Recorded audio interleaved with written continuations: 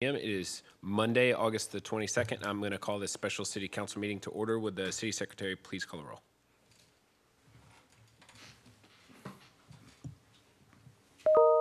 Mitchell, Here. Rizzo, Present. Flores-Cale. Here. Bradshaw. Parsley. Here. Tobias. Here. All right, 5 members present. We have a quorum. Next up, citizen comments period. At this time, I ask anyone in the audience who wishes to come forward and speak to please do so. We ask that you limit your comments to 3 minutes and that you direct those comments to the mayor and council. We also ask that you fill out a citizen comments form and submit that to either myself or the city secretary. Mr. Tobias, if you want to. Yes, please. I will call on you. Okay, thank you. First up, Marta Lyons.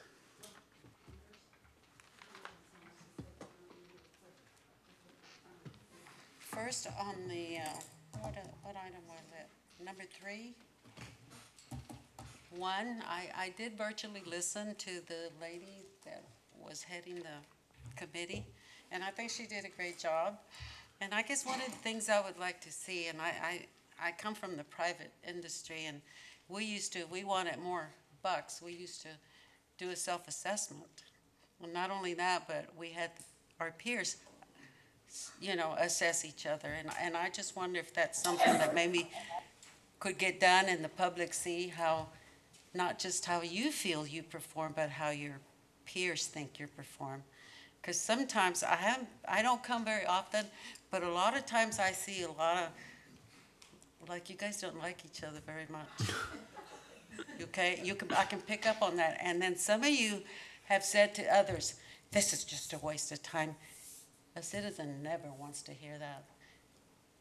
For you to say, it's midnight, we're still here. You volunteered. I worked for Motorola 25 years, and I worked 70, 80 hours a week and never got paid overtime. That's your job. Anyway, that's all I got to say about that. The next one, it's just a comment. I'm from the west side, 66 years, okay? And I'm here. This one I'm speaking for my brother who died in March. About 3-4 years ago, he was given permission to put a mobile home right before you get to Stagecoach. And he said, you know what the city had me do? I had to pay, I think, $850 to put a sidewalk in front of the mobile home. And every year, he would say, I still don't have my sidewalk. And he would say, sister, you make sure if I die before my sidewalk, you get that sidewalk here. So I don't know what's happening on the west side. I hear about Plum Creek. I hear about the east side. Well, west side looks pretty S-word, I-T-T-Y, And I know there's a lot of people who look at the west side and have a sore eye for it, but there's things that you guys can do. You guys need to give us a little bit more, a little bit more attention. And I have a lot of ideas, but nobody's ever come around. And if my health was okay, I know I could sit up there. Thank you. All right, thank you. Next up, Ms. Angelita Tobias. Which one? I'm sorry, there's 2. Ms. Chapa, you want to go next? There's only one, and they both call us Angie.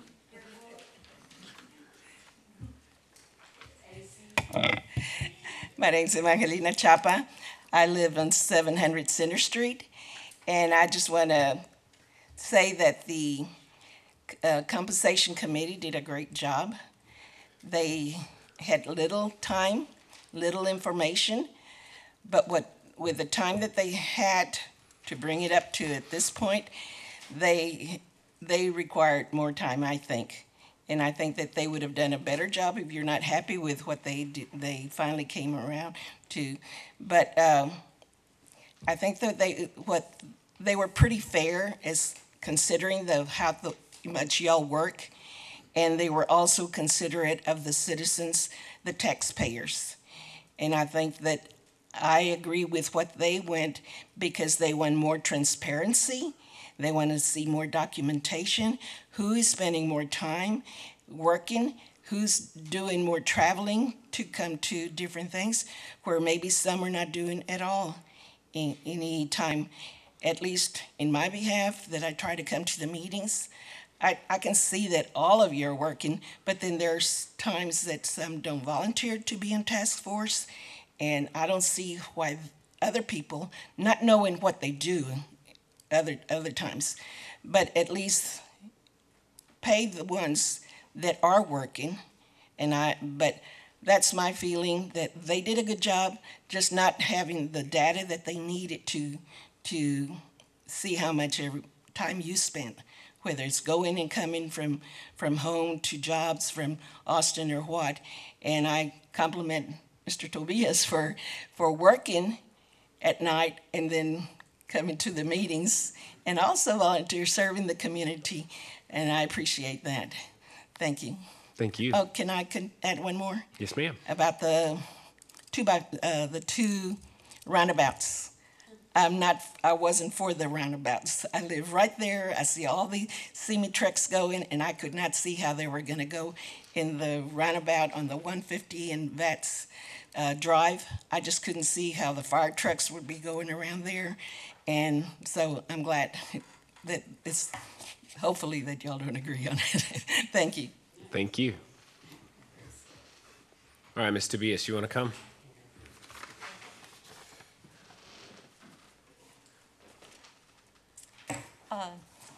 I'm Angelita Tobias, and I am a property owner here in the city of Kyle. I thank you for the time and the opportunity to speak to you all.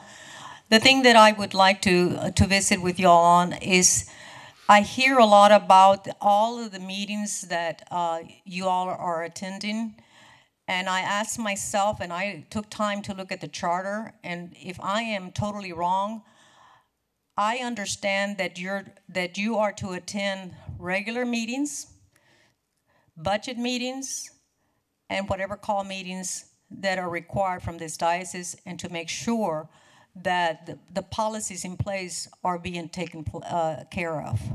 Now, I question the necessity for councilmen and women to attend meetings with the developers.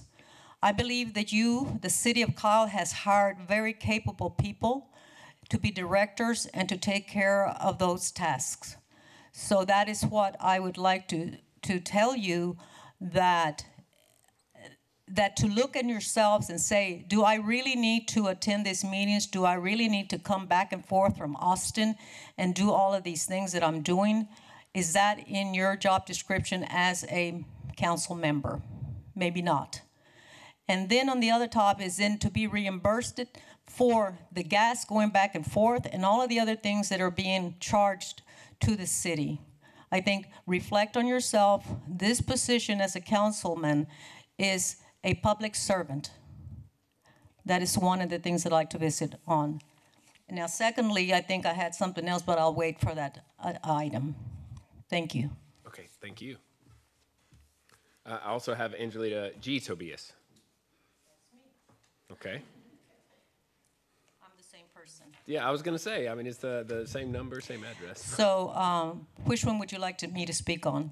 Because I did turn in two. Just the other one, if you want, I guess. I can speak on the compensation. First of all, I commend the committee that was appointed by all of you, and I'm assuming that each one of you trusts the people that you appointed to sit in that committee. And to my understanding, they had very limited information on how to proceed with what you were asking of them, but I commend them for the work that they did. And to be able to gather data from other communities in our area to make sure that they are looking at it fairly, that is within their scope to do that. Because sometimes we have a tendency of comparing data from other communities so that we can set forth what we want to have passed. We gather information. Gathering data is fine. Okay, that's one thing. I was extremely disappointed, as some of you were disappointed on the treatment that I believe in that they got. I felt that perhaps some of you did not agree with the amount that they came as a recommendation, and that for the longest time, they stood here and tried to defend where they were coming from. And I think that was uncalled for. And I believe that that was a lack of respect. And quite frankly, as I sat here, and I don't come often, I was embarrassed. They were almost chastised for their recommendation. And that is what I have to say. Thank you. Thank you. That's all the citizen comment forms that I have. Is there anyone else who wishes to come forward and speak?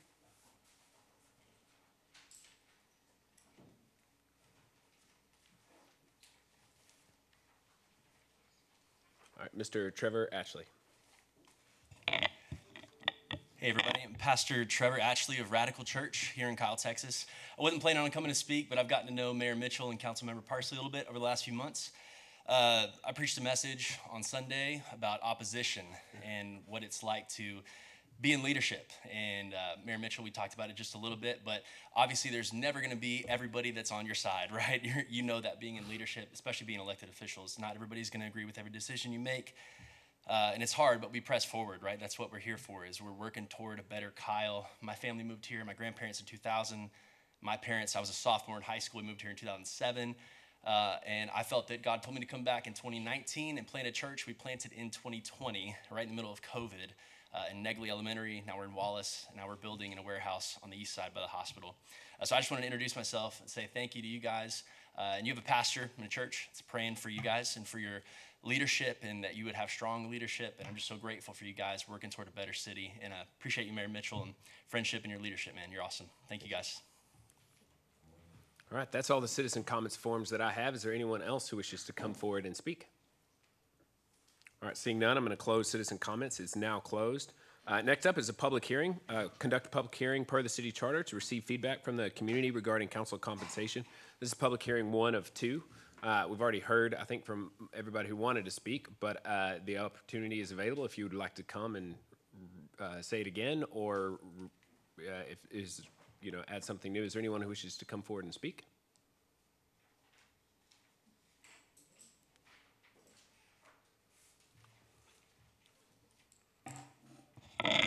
Angelita Tobias, G. Tobias. I believe that here again, the committee came up with a recommendation. Once again, you selected them. And I believe that there's been some comments made that people don't want to serve as city council people because of all of the work and and not being compensated. And but I believe once again, this is a public servant duty or committee or obligation that you chose to be in this position. And so that's all I have to say. Thank you. Thank you. Is there anyone else who wishes to come forward? All right, seeing none, I'm going to close the public hearing. It is now closed. All right, next up, agenda item number 2, presentation and overview of the 2022 road bond election by the city's consultants, Jeff Barton, Dandy Planning, and Joe Cantalupo, K. Friese and Associates. Jerry Hendrix.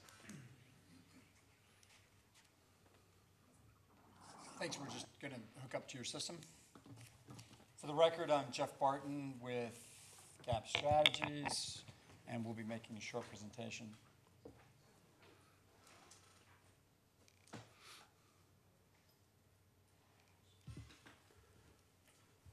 I think it was ready a moment ago, but we seem to have lost connection, so just one moment.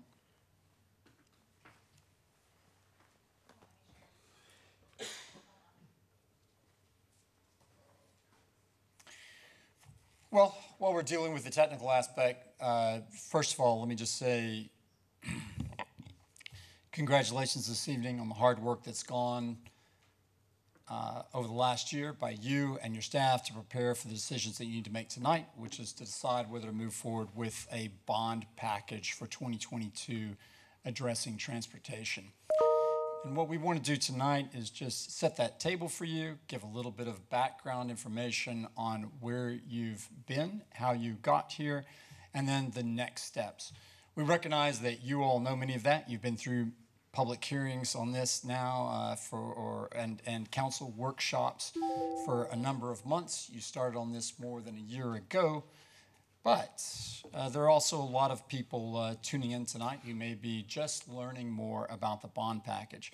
So we'd like to refresh you all and at the same time reach out to citizens who may be watching so they can better understand the decision-making process that's gone on. Thanks, Kara. So as we mentioned, we want to talk to you a little bit about who we are in this story that gets us to the bond package, where you've been and where you're going.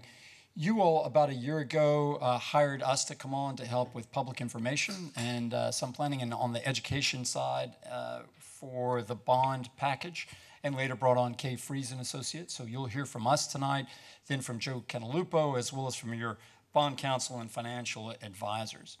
Let's talk about where you are so far and why.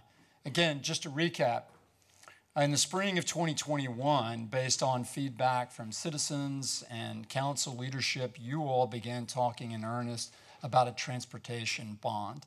You'd had a number of citizen surveys over the years that highlighted citizens' desire for transportation improvements. The council got very serious about that and began moving towards a bond. Through competitive proposals, you began building a consultant team and working with your staff.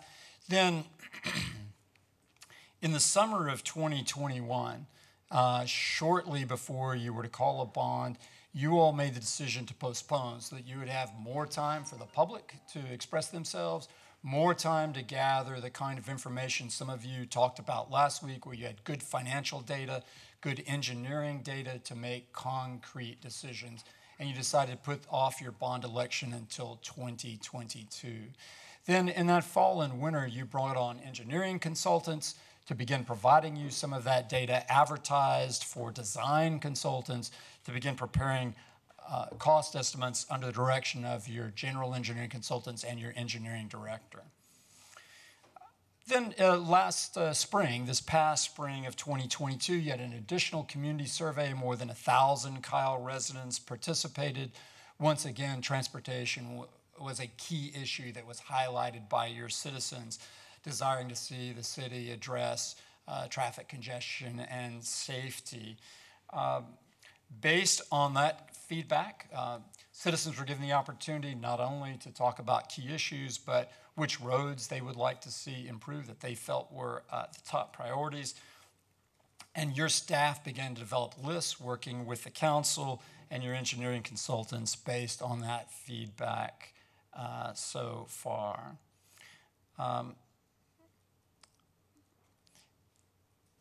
So following that, this early summer, you've discussed this, as you all know better than most, in several council meetings, including 2 depth workshops where you went over this with your engineering consultants and your staff, talked about the road bond package, or a potential road bond package, and trimmed costs down to about $294 million. The initial needs assessment, I want to point out, was more than $400 million in roads and requests for roads. Those roads have been identified by citizens and your staff and team. We seem to have frozen here. There we go. Having just a little bit of trouble. There we go.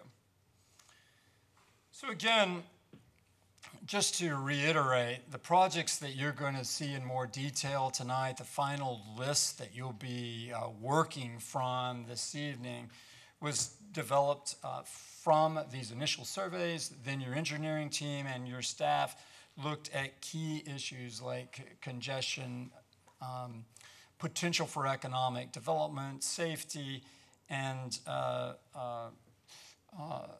connectivity across the city to things like schools and emerging civic centers.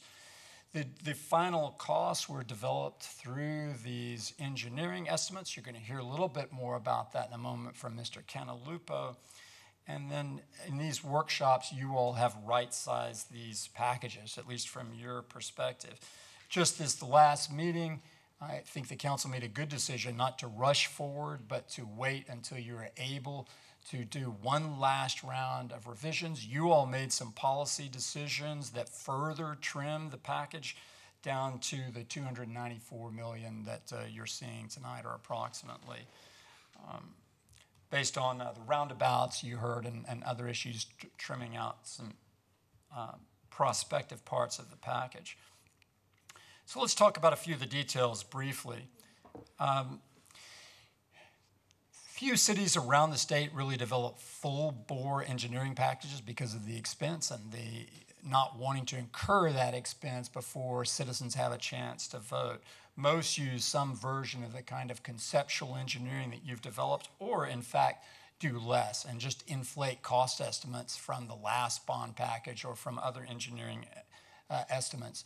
So you're going to hear a little bit tonight about what conceptual estimates mean and where you are on that. They're a pretty good tool for arranging costs.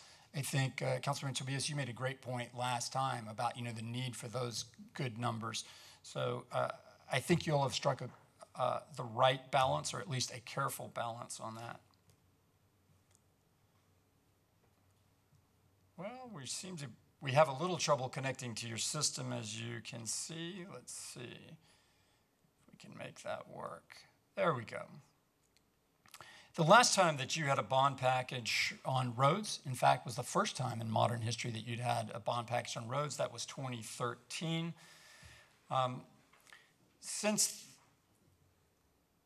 Thank you, it jumped forward. So the last time you had a bond package was 2013. Since then, there's been tremendous growth in Kyle. We'll talk about that in a moment. What you all instructed staff to look at, and what we've heard, at least from your discussions, is a paramount concern about safety. If you look at the roads, as we're going to do in just a moment, they're divided between new roads that help mobility and reconstruction of existing roads that are particularly aimed at increasing safety on those roads. Congestion, of course, causes more accidents, but congestion also inhibits first responders from arriving to accidents. So it's a double-edged sword. And even people who may not be in an accident can find safety affected because they can't get to a hospital or can't have a fire truck respond to their house. So one of the things that I think we've seen in the responses from residents that we've heard from council members is this paramount concern about safety. Your population in Kyle, just since 2000, has increased more than tenfold. Your comprehensive plan looks at another tremendous increase over the next 10 years, as do all of the demographic projections that are out there from the state. Since that last election that we talked about that addressed transportation in 2013, Kyle has grown about 64%, at least 64% just since 2010. And you've not only grown in people, you've grown in area, about 30% with the annexation that you've accomplished. So you have a lot of strain on this road network. The road bonds that you're talking about today, it's important for you to keep in mind, for citizens really to recognize that it's not aimed at addressing the needs of 2022 and the population increases that have happened between 2013 and 2022. It's really aimed at a decade out and more. These roads will take several years to build and complete, and then the lifetime of these roads is 20 years and beyond. So you're really planning out into future decades. The road priorities that you've established so far in your workshops, if you decide to go forth and tonight, are represented here. And the purple roads represent, you can see division between, I don't know if you can read that or not, between purple and blue, with the blue being upgrades to existing roads and purple representing new roads. We'll talk more about it on the next slides, but you can just see from this representation that the map is relatively heavy on the east side of Kyle, east of I-35. That's where we see a lot of the congestion today. Many of the substandard roads have been waiting for improvement for a long time. It is important to note, though, when you talk to the transportation planners, to the transportation engineers, that you can't really look at this in total isolation between east side roads and west side roads, because what it builds is a total network that allows the city to move. Several of these roads are designed to move back and forth between the east and the west side of Kyle. A number of you have mentioned over the last few months the desire to see more economic development, more amenities that are available to residents on the east side of Kyle. Part of that comes from having the right infrastructure in place. On the next slide, whenever it decides to come up, we're going to talk about how that divides out specifically between east side and west side roads and the total package dollars. Here you can see 8 total projects, 10.3 total miles combined. On the east side, 5 projects with 7.1 miles. And you can see about $228 million. On the west side, 3 projects, 3.2 miles, and about $63 million. Again, more projects on the east side, but even the east side projects help people from the west side as well as people access, drivers try and access Seton Hospital and other activities. We'll talk more about this in a moment from Mr. Cantalupo. Here's a breakdown for you and for citizens of the individual roads and the estimated costs. Now, just very briefly, next steps. If you decide to call an election tonight, there are a number of things that will happen. First, callbonds.com is ready to go live tomorrow. Your staff has been working with us, and we have a website that will be ready to go live again tomorrow if you call the election, so that citizens can access additional information. On that website will be costs, map, frequently asked questions, and as we get closer to election time, there will be more and more information put on that website. Naturally, some of that is going to depend on what you do tonight, and we have new information. The final refinement of the package will be decided tonight, but we will get that out along with FAQs and information for the press as well. Tentatively, there's a plan for a town hall that could happen in late September or early October. If you do decide to go forward tonight, I think Rachel Sonnier and your staff wants to talk to you about what would be appropriate dates for that, but we'll be working with you and your staff for a virtual town hall and live town halls, as well as other ways to distribute information to the public on what the tax implications would be and which roads will be included. A reminder that Election Day is November 8th and early voting begins on the 24th. I'm going to invite Mr. Cantalupo to come up and just go over how the cost estimates were prepared and some of the individual roads.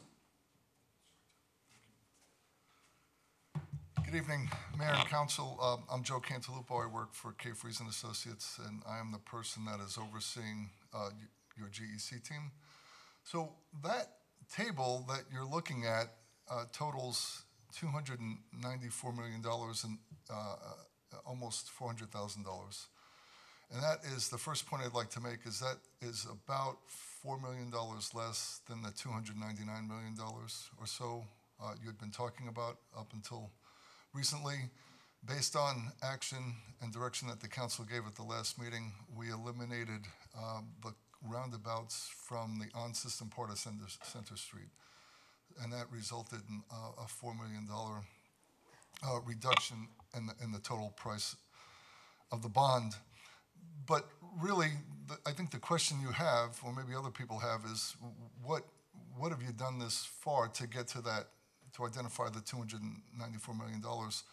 So what we did was, after we helped the city procure the design engineers, we engaged the design engineers to develop what we call preliminary engineering reports, light versions. And what that entailed was those design engineers going out and doing some data collection and analysis and developing these 10 to 15% level plans. We call them 10% plans. Some people call them preliminary schematics or concept plans. But the significance behind those plans is that we do enough data collection and analysis and engineering to make sure that we understand what the project entails, right? So when we show a line saying that this road can be improved in this footprint, or this new road can go from this point to this point, given this path, that there's enough engineering behind it that we know that the road is feasible. The other thing we do at that 10% or preliminary schematic stage is we do enough work to identify the issues, so when we're developing cost estimates, we believe that we've captured something. Now, Jeff had mentioned something that one way you could do it is to just maybe look at how long a particular segment of road is and think about the nature of the improvement, whether it's a new road or an improvement to an existing road, and apply a rule of thumb, or that maybe you use cost estimates without going out and doing all the research. But the danger of that is that if you don't identify all the particular opportunities and challenges, you stand a greater chance of getting the cost estimate, wrong. And so the significance, again, of doing that 10% plan of those preliminary schematics to this level is that you get a lot better information. You get more information, it's more detailed, and allows us to do a much, much better job of developing the cost estimates, which I think would hope that would give council and the community a little bit of faith that the number you've chosen is exactly where it needs to be. The other thing to mention about the cost estimates at this level is that we build in contingencies, right? We built in, each of the design engineers built in a little bit of inflation and contingency to account for things that at 10% could change.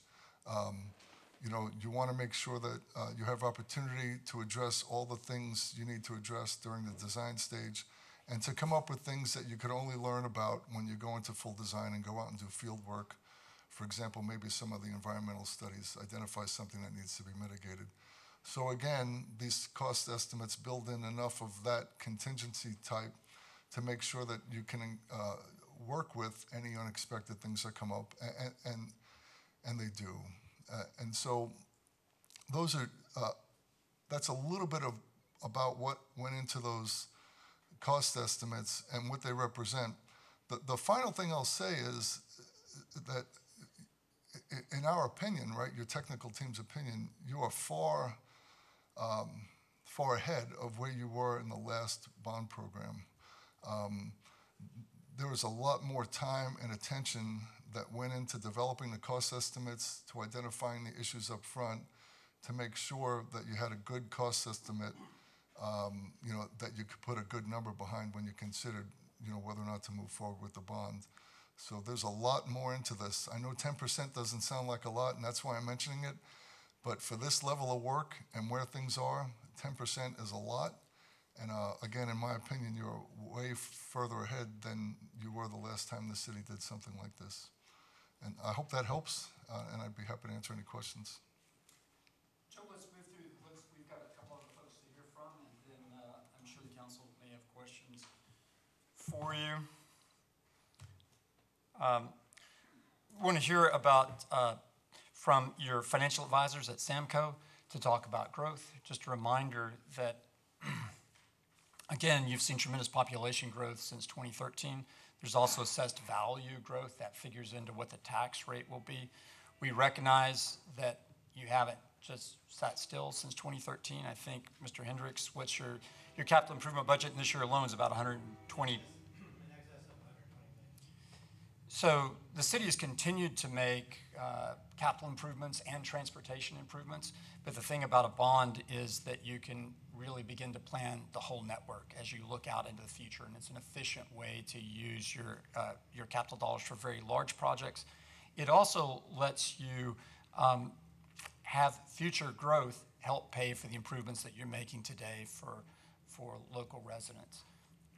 You all are well aware, but many of your citizens don't fully recognize that it's not within the city council's power just to deny developments as they come into Kyle. You can help manage them, but you can't stop growth by state law. All of the demographers seem to point to the fact that Kyle is going to continue to grow. So as you all look at those kinds of challenges, as that AV grows, as future people come on, they can help pay for these bond packages. That's one of the precepts behind it. And one of the critical issues is really looking at what the economy is likely to do and what assessed value is likely to do over the coming years. That helps project the tax rate. I think Samco wants to address that. Thank you. Brian Cunningham, Samco Capital Markets, the financial advisor to the city. So just wanted to touch base. I know you've seen a lot of the information already, but just we try to be conservative in our estimates going forward on the taxable growth. You've had averaged about 15%, a little over 15% the last 10 years. So we estimated 10% growth from tax years 23 to 26, and then 2% after that. So, you know, obviously it's not a perfect crystal ball, but we try to be conservative in what we estimate going forward, and so that we can come under and deliver on that. And then as far as interest rates as well, we've run the 23 issue at 4.75%, and then the other issues at 5%. And you look at the 2022 issue that you just priced about 2 weeks ago, we'd been running at 4%. It came in at 3.49%. So obviously their rates are going up, but to where they'll be down the road, we've tried to cushion that in there and be conservative so that we can deliver. And this is, you know, this is a roadmap to get to where we want to get to. But if growth were to slow down, we could slow down the issuance. You can delay them. If growth comes faster, interest rates go lower, we can move projects up. So, like I said before, we're trying to be conservative in our estimates of going forward on this target, and it will depend a little bit on the final amount if you decide to move forward. The way it stands now, at around the $295 million, we see the tax rate going up to about 59.99 cents. Total tax rate from the 50.82 where it is now based on these assumptions. So I'm glad to get into any more detail if you have any more questions, and if you don't, then I'll turn it over to bond counsel on her presentation. Well, if we have questions, we'll call up. We'll let you go through your whole presentation first, Okay. and then Perfect. we'll bring folks up. Thank you.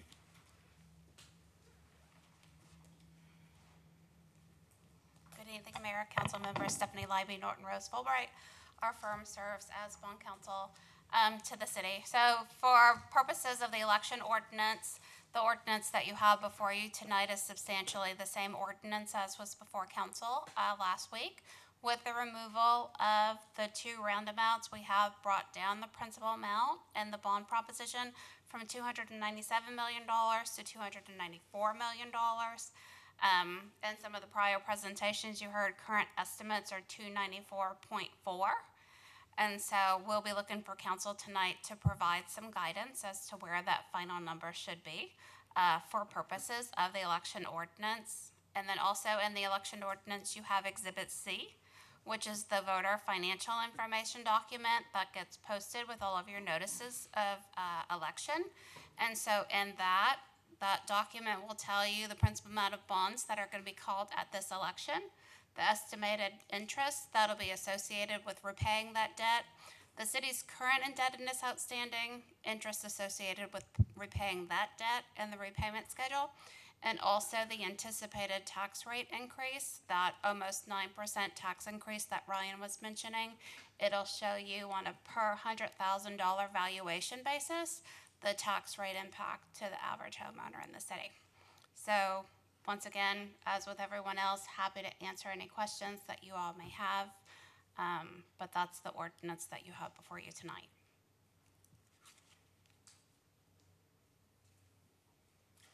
That really concludes the presentation. The decision is up to you all. I know citizens have been talking about a desire for transportation. You'll have to decide if you want to put it on the bond package to go out to citizens, then citizens will have to decide if they want to pay for that level of improvements and pay to improve mobility and safety in the city. So that's really our presentation, and glad for you all to answer, to ask questions for any member of the team. All right, thank you, Jeff. What I thought we would do at this point is if we had questions for the presenters that we could ask them, but is it related to statements or discussion internally or amongst ourselves on the bond, we could wait till the next item comes up, which is the actual item. So does anybody have any questions for the presenters at this time? I have a question about the design. Okay, Councilmember Parsley. Thank you. Are we planning on having any traffic studies in any of the intersections? Is that included in the design? And I'm asking this because we took two roundabouts out, right? So that reduced the price of the bond. Are we planning on any other or the erection of a traffic light or stop signs? How are we planning for that? Yes, excuse me. So as part of those preliminary engineering reports, there were initial traffic studies done. So they help to inform not only what the intersections might need to look at, but also, to make sure that we're on the right track with regard to the road improvement or the new road itself. When we scope the design, the full design, if the bond should pass and the city moves on to that stage, we will ask the design engineers, to make sure that those numbers are still current. But there is a traffic study, there is traffic numbers that looked at, that did get looked at and will get looked at just before the design gets done. And that will help determine whether a stop sign, a traffic light, or a roundabout is appropriate. The other thing that gets considered is, there are other things that get considered, right? Is to, for example, those roundabouts were removed because council thought the impact on that particular road was too great. That may or may not be the case in other places. Does that help? Mm-hmm. Thank you. Anyone else? Councilmember Tobias. Okay, so going back to the roundabouts again. Obviously, maybe we can get into it more on the next section, but again, I'm going to be bringing it up in referencing the Bunton and Lehman extension area. Okay, with the numerous emails that I've been getting and phone calls from residents from South Lake Ranch and those people there, we are so desperate to have a street light there. And I know that the roundabout is still proposed in that section, but it has to be made clear that if we're looking, Mr. Barton as well, 10, 15 years from now, especially in that area, by a school, by 3 major neighborhoods, really considering and really pushing to see about the addition of streetlights and especially pedestrian walkways there. And I know we spoke about, taking a roundabout out here and there, but again, I have to continue to advocate for the people there because the traffic gets so backed up, but it's very, very dangerous. And so, so what you're saying, according to like what Ms. Parsley is saying, when you do these traffic studies, even though right now it's proposed a roundabout in that area, that when they finalize the traffic study itself and finally realize that a street light with pedestrian crosswalk is essentially what needed there, it can be changed. Yes, sir. That is, and that's the case. So the whole point of doing these preliminary engineering reports and getting to 10% plans is not only to identify the issues and get a good cost estimate, it's to identify the range of possibilities. And sort of as a natural progression through design, you evaluate different options, right? So it's natural to be looking at those things now. And as the natural progression through design, we will make sure that the intersection treatment, whether it's a stop sign, a traffic signal, or a roundabout, right, is appropriate. So the opportunity to either agree or continue with the roundabout, or to remove it in favor of a signal, or even to go the other way, still exists. But the point I want to make is that it is just a natural part of going through the design process. Because something is included or not included at an intersection, for example, doesn't mean that it will or won't be included. It's just what we do. I hope that answers the question. Yes, because that is one of the major concerns that the people in that area have been addressing, especially now with school back. That's that particular area with Caseta Ranch, and I guess when they have seen endure the horror stories of that small roundabout over there on that end, to them in their mind, they're thinking they're going to get the same thing, and it's just not going to work. And so it's just a matter of really looking at it and really taking consideration of that area that also leads up to Bunton and Dacey, because Philomena has a stoplight. So I'm just thinking when you're When you have a roundabout at that location and the cars are continuing to flow, and then you go all the way up to Bunton and Dacey, and the roundabouts there is continuing to flow, and then you come to a dead stop, boom, stoplight at Philomena. You're stuck again. So it's a matter of controlling the traffic. You know, there's the flow that we have, where we always talk about on the roundabout, but controlling the traffic and have it in sync with the streetlights to get it to Dacey, all the way down to Parkway to get to 35. Councilmember, I should have made this point when I was up here a few minutes ago, is that, you know, the other thing that gets done through the design process is there's more engagement with the community, right? Yes. It's our job as your technicians and the design engineer's job to make sure that anything we're proposing on the city's behalf, right, that the community understands, right, and they know why we're doing something and why not. So that's really like a conversation, right? And it has to do with sidewalks, with where crossings are or not, and including the nature of the, you know, the intersections. So, you know, please remember that this is not, when these things go from these 10% plans into full design, it's not going to be done in a vacuum. I would imagine that you will ask us in here to give you updates maybe more often than we're planning, and the community is going to be engaged. Yes, And that's the way the process works in other places, and that's the way it works here. And, you know, my opinion is that's the way it should work. This is a conversation that we will have with your community, you know, on your behalf. Yes, sir. Thank you. You're Appreciate welcome. that. Sure. Anyone else have questions for the presenters? All right, we're going to move on to agenda item number 3, consideration and approval of an ordinance calling a bond election to be held in the city of Kyle, Texas, making provision for the conduct of a joint election and resolving other matters incident and related to such an election. And so this is it. This is the moment we've come to. It's time to make a decision on this. You know, I haven't really shied away over the last, you know, year plus that I think that road infrastructure improvements are something that the community really clearly has given us feedback that they want us to look at. I'm really proud of the process that we went through so that we didn't make the mistakes that may have been made in 2013. Just as we've grown as a city, this is our second bond election to call on roads compared to then. So I have maybe a few other things I would say, but I'll just turn the floor over. Does anybody have any thoughts on this? Councilmember Flores-Cale. Thank you. I do have a few questions. I don't know if it would be for Leon or for Kay Friese regarding a couple of these roads.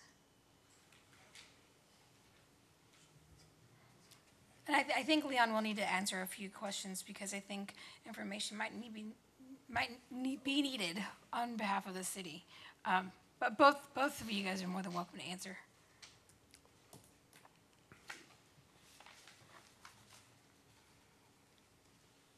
Good evening, Mayor and Council. Leon Barba, City Engineer.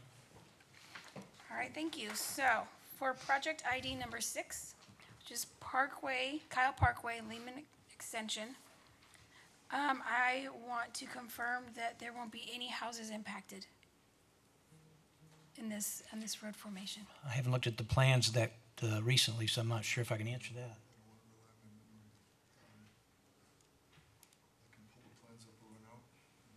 That would help. Yeah, I went to Google, and I just want to make sure I'm understanding exactly how this road is going to look. And so also, in regards to Councilmember Tobias's concerns about that roundabout over on Lehman and Button, I would like to see that completely removed from this. Roundabouts are great in some areas, but I don't think a walkable area is good for a roundabout, and I have real concerns about the students in that area that only have like half of an area to walk on. I think the left side, if you're going towards Lehman High School, has sidewalks and the other side does not. So I have a real concern for the students to have to walk in that area. And then while he's looking for project ID 6, project ID 8, I also want to make sure that there will not be any houses affected there as well. And then project, and I don't know if you want me to tell you what those roads are. I haven't you had these memorized them yet, memorized? Councilmember, not yet. Okay. Project ID number 7. I have a concern. I reviewed the FEMA flood website, and it looks like this road is partially in a floodplain. That's possible. Then what that means is we're gonna have to build some culverts or bridges there. So my concern with building anything in a floodplain is that it's going to push the water to other areas instead of doing its job, which I think sometimes we're scared to allow those areas which are needed so we don't flood out our whole city, to just allow them to do their jobs. So anytime I see something being built in a flood area, it throws a red flag for me. As well as our staff. We get very concerned when we see people trying to build things in the floodplain. So we review those very carefully and try to make sure that they take all precautions to make sure that they're meeting the Atlas 14 requirements, that they're meeting the drainage criteria manual requirements. So we look at those very carefully, Councilmember. Okay, so I want to confirm that when we put into our estimate that we are aware that we're building in a floodplain and it could cost extra. Is that correct? Yes, Councilmember, it is. That is, that's considered as part of the cost estimate. And I'll also add that for any project, whether there's a floodplain involved or not, there is drainage studies that are done. So the drainage engineers are concerned with the water that comes off the road, whether you're reconstructing a road, modifying it, or building a new road. And they're also concerned with water that comes to or from natural waterways. So when you see a floodplain, right, know that the drainage engineers are going to make sure that the water doesn't do anything. It can't harm any property. That's the point of the project. So those estimates, again, at this level, and that's why we have contingencies are built into that. But that's all part of that full design process, is making sure that the drainage, either natural drainage or drainage that's coming from the road, behaves the way it should to not impact anybody. So it's all included. Okay, how much of that area is currently developed? Which project? That the one over in the flood was project ID number 7. I don't know the exact amount Okay, of area that's because developed. my concern is going to be that we build this road right now, and there's not a whole lot of development over there. And then development comes, and then we have issues later. So I just want to make sure when we're moving forward, we keep all that in mind, because we don't know what Kyle's going to look like. And since we don't, as a city, don't own that land, we can't really dictate what gets, how it gets utilized. Well, and as land gets developed, right, it becomes the responsibility of the land to make sure that in the same way the road can't have a negative impact on drainage, it'd be the same way that the people developing the land.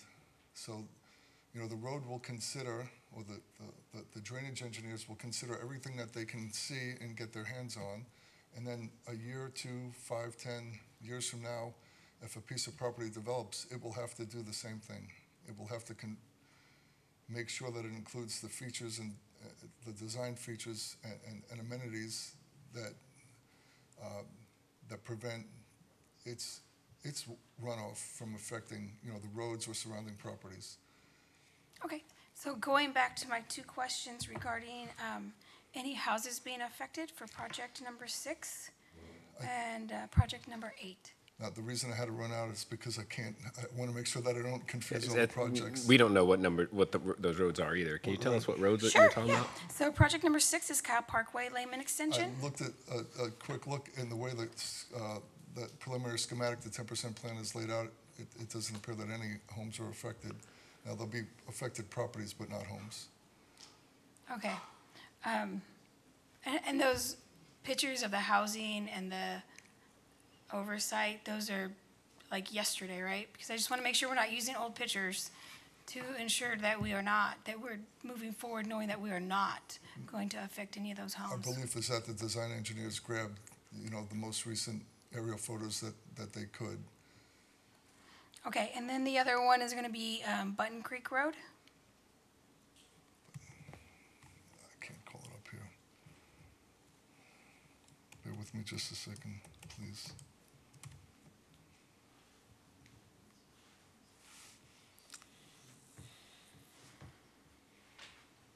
I'm going, I hesitate to run back out, but I do not believe that Button Creek Road is affecting any homes. Okay, it looks like it's, there's a road called Agate Lake Drive. Sure. And in looking in that, kind of straightening the curve, it may be affected, and I just want to make sure it won't. I can't get my pictures up. I hate to do this, but I could run back out. That's okay. We want to make sure when we vote, we have the most information, so. I understand. You do whatever it is you need to do. Councilmember, I did want to comment a little bit about the Lehman Button intersection with the roundabout. That is a tough intersection there to begin with. When we built that last section of Lehman through there, the southwest corner, there's a pretty good drop off there. We have a little bit of a wall that's been hit recently, so even getting in there to make repairs on that's going to be very difficult. So putting a roundabout there, you're going to have to push it towards the north, and that means that we're going to have to take quite a bit of property on the north side. So yes, that's one disadvantage of roundabouts. They do take a lot of property whenever you try to build those. As far as safety, of course, we all know that it's touted they're the best thing to install at an intersection because of the safety issues that they provide you. But then again, sometimes you have to look at it very closely, see is this really what we need to do here, what we want to do here. You can also handle pedestrian traffic very well. Sometimes that median that separates the vehicles there can be used as a safe place to stop in between the traffic. So that's what I've been told about the roundabouts. That's one place that safe haven is there if they get caught between two vehicles. But then in watching the traffic that uses our roundabout over here, they don't drive very slowly. So I'm a little concerned about it also. But there are provisions in the guidelines that we use that allow you to protect the pedestrians. My deeper concern would be putting a roundabout near a high school where young people who don't make the best choices will be crossing. I understand that. As a previous high school person, I would run across the street as fast as I could, So I do want to protect the children and have the safety of the kids in mind as we decide if we want to have a roundabout. And I will say I'm hesitant because if we didn't have all these roundabouts that many of us are opposed to, this could be a cheaper bond. And if we want to make sure that this bond is going to pass, I'm not trying to make it cheaper, unrealistic. I'm trying to make it so people see it and know that we all worked really hard to make sure that this bond was pretty reasonable in its price. And Councilmember, the ordinance specifically says that we have to look at roundabouts and see the feasibility of installing a roundabout. There is a language in there that says if we just don't feel that the numbers and the issues that we have there don't allow us to put that roundabout there, then we can back off that. And I understand that. My concern would be more to make sure that we're providing the voters with a number that's realistic. So even if we could take off, $1 million or $2 million due to roundabouts, that I think that might make it easier for them to be willing to vote for this bond. Okay, and then the last one while he's looking at that, I do have a concern, and it's been a concern before, on project ID number 4, Old Stagecoach Road / Center Street to RM 150. And it's the confirmation of existing tree removal or preservation. The city got a tremendous amount of responses for not wanting to remove this tree. So if we so choose to, we have to do it in a way that's going to be respectful or, I don't know. I don't really want to vote to do that. I'm going to be honest. Makes me kind of nervous because I saw everything that happened before. And so kind of my hope would be that the city has come up with another option besides cut it down or move it, or they've looked at all the other engineering options to make sure that this is going to be the least controversial decision that we can make. I'm very familiar with the 30% plans on the old stagecoach, and especially that tree. Last I recall, we did stay away from the tree. We pushed the road to the west side. The dilemma that you have there is you have that retention pond or detention pond there. So if we decide to move it even further west, we've got to figure out a way to address the loss in volume if we move it over into that detention pond. So that's going to be a difficult design project at that particular intersection, if that's what the direction we're given to try to save the tree. Okay. And this is the stuff I think that the council needs to keep in mind when we're adding new development and new houses, even though they're much needed. It causes, when we don't have the infrastructure in place, it causes a lot of unneeded stress. So, I mean, at some point, we could have said that's just not a good area for a developer to develop. I can't imagine it was always housing. I'm sure it had to be rezoned at some point. So maybe moving forward collectively, we can think more on that different level. Okay, so does he have an answer? Councilmember, I don't believe that there were any homes affected on that. I'm not exactly sure that I was looking at the same thing you were looking at. And it really, will boil down to design, right? For any place, and this is with any road project you do, any place where you don't think you're affecting homes, or any place where you are, that will get refined as we go through the design process. Yeah, what I don't want is a town of 60,000 people voting without knowing that they may have to remove somebody's home. And in the event that's the case, it is not our legal responsibility, but is the city's moral duty to inform those people. And so if that was the case, I would also have liked to have them notified prior to this meeting so they could have came and had their saying during the hearing. Right, I understand. But it again, at this level, right, we hone in as much as we can, but the design process refines that. And so what we know today, right, and it's not to say that it will, but there is always the possibility that something changes, right? The same way that a roundabout that makes sense today may not make sense, as we get through the design process, or a signalized intersection might be better, to be a stop sign. That's just part of the natural progression and evolution of projects. So I don't think so. But then again, if I'm being honest, on any one of these projects, something like that could change. But we've done the very best we can, the design engineers, to avoid impacts to properties and to avoid impacts to structures. Okay, and I appreciate that. And so one more thing before I am done. I do want to say I guess in all the discussion, I didn't quite realize that the city was taking off the 150 bypass. And so that to me is a great concern because I would like to have seen that bypass on there. If we're going to build a new under and a bypass over by some development that's not even created yet, I would like to have seen the 150 bypass placed on the bond to take care of immediate issues that we have and maybe giving us a little bit maintenance control back on Center Street. Okay. Is there other discussion? Yeah, I do want to just reiterate, I know Joe said it many times, but to just make sure that it's clear that we're just deciding at this point whether or not to call the bond. We've given a 10% schematic. We've got a general idea of what we're moving forward with, and there will be opportunities depending on if the bond passes, which roads we prioritize, and how we scope those out. Those are decisions that we can make. Roundabout, no roundabout, tree, no tree. All of those are decisions that are forthcoming. None of those are decisions that we can make tonight easily or with any kind of clarity because we don't have the design work or the studies available to us. We just have the work that we've done to get to the point of calling the election, which we have done that work, and I think we can move forward confidently with those proposals. So with that, I would like to make a motion to approve. Second.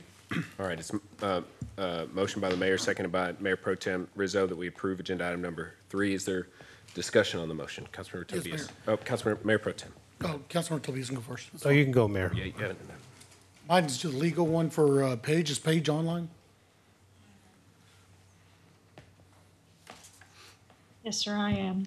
Paige, I just wanted to make sure, if I understand this right, on our last bond, once we called the bond, council members could not advocate or for or against the bond because it was illegal. Is that correct? You cannot use public resources or public funds to engage in political advertising, which is to advocate for the vote to come out one way or the other. So that is correct. But on your own time, an easy way to say it is on your own time and on your own dime, outside of the use of resources, public resources, you can, as a citizen, advocate for a position on the bond. That's great. Election. That's great to hear. I just wanted to make sure that we all knew the rules and make sure that we were abiding by them as well.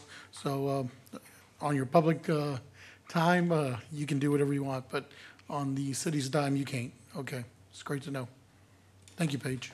On that, to clarify, so that means if we have a town hall meeting, if council members are there, they are to, what would be their role? What would be the role, Paige? If we were to attend any of these town hall meetings that will be proposed about the roads, I just want to make clear that if we show up or we're there, what would be legal for us or a no-no for us to say or to do while we're there, either advocating or not advocating and so forth on that end?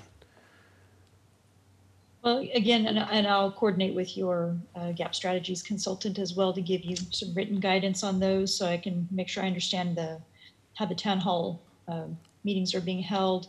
But in general, if the public resources are being used in those town hall meetings, those should be educational and neutral. Factual information is provided. Council members participating in their official capacity in those meetings. It would be advisable to just stick with neutral, factual information to educate the public. And then as far as advocating one position or another, urging voters to vote one way or another, that be reserved for outside of those meetings. But again, with these questions coming up, what we can do is I'll coordinate with your consultant, your gap strategies consultant, and we'll follow up with a memo to you as council so that you have clear written guidelines to follow. Perfect, thank you. And if just one last follow-up, again, so what we're voting for is just to basically have this information to be placed and go forth on a bond. But as far as the development engineering, that is still depending on the areas and so forth and like that. And in the event that any kind of property or home that might be affected, we need to make sure they are aware ahead of time that this is the possibility. I've seen a story in Kentucky where a person has had a business for almost 40 years, and next thing they know, they got a road coming through it and didn't even have any idea it was coming through, and they had already started construction. I would hate for something like that to happen for a resident that's been here for so long, and next thing you know, we vote for this, and the proposal is that, guess what, part of this plan would actually go through their property. Great comment. We'll certainly do our best at gap strategies and public information to make sure in those public hearings that's clearly marked, that people have that opportunity to understand what might happen to their property. And then I would just say also, as Mr. Cantalupo says, there's a real detailed process. If you do get into eminent domain, I don't know if you've been through that yet as a council member, but it's a very detailed process, and the council can set some priorities and some policies that govern how you treat right-of-way acquisition and eminent domain. Councilmember Parsley. Thank you. I was going to touch on what you just basically said. I think it's important for the residents to know that this is, we only have preliminary plans. This is like a 10% or something like that. So really the design, if the design of one road is about $3 million, what we have in front of us, it's maybe a shadow of what really the design is going to be. What I would like to see if the bond passes before the construction of any of the roads, to have a public hearing with any resident that may be affected by the construction of the road. If we were to have findings of any soil studies or something like that, that we're gonna be facing adversity in, the design or the construction of these roads, that we will be notified, and so will the residents around. Councilmember, I would just say that the plans that you all have developed and that your staff has developed and the RFPs that you've put out and the scope of work in case the bonds do pass indicate very strongly that you would continue to have public meetings and a public process that would let citizens know what's going on as that design progresses. And Joe, I don't know if you want to elaborate on that or not. Only that, Council, to the extent that the design requires field work, right? If the field work requires that we go on anyone's property, those folks have to give us permission. And so they'll know why we're on the property, what we're collecting, and why. But that's just a small part of a bigger process that will include the property owners, not at the end, but at the very beginning. Councilmember Flores-Cale. Thank you. I just want to state that everybody keeps saying that we have we can come back and look in it. We have 2 openings on council. So, and some of these roads are not expected to be built for 5 years. So the reason why we have all these questions and the reason why we have these hearings and discussions, and I want to make sure that people are not affected, is because in 5 years, we could have a completely different council that has different ideas than what we had. So scary. I can tell you what that feels like. That's why I'm asking these questions. That's why I'm really hesitant on this, because I feel like some of these are not even projected. We can't even start to begin them for 5 years. And so my question is always, why are we doing these roads that it's going to take 5 years to build, and then after that it's going to take 5 years to get there, and then 5 years to build, so we're looking at 10 years. Not that I want to put anything on hold, but I feel like there are roads that need immediate attention, like 10 years ago.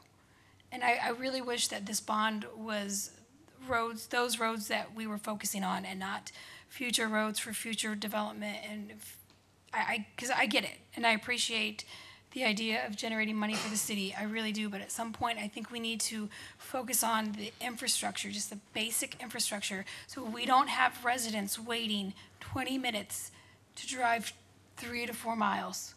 I got an email today from a resident, and she literally said, "Help me."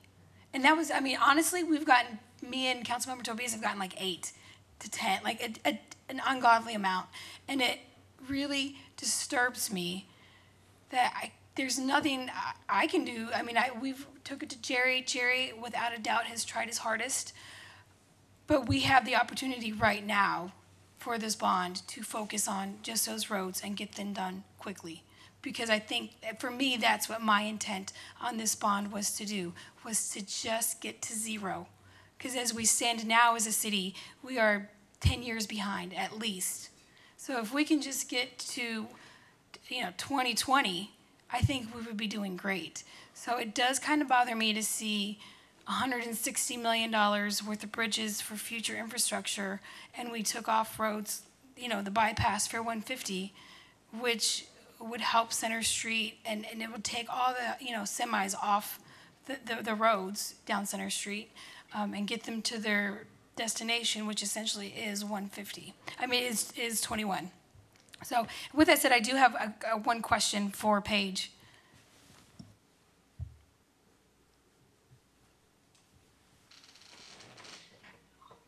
Yes, ma'am. All right, just quickly. Talking about the council members and elections and what we can't say, we do have an election going on, and so I just was kind of curious if those, since they're not elected, the candidates, are they able to discuss their feelings on the bond? Oh, yeah. Okay.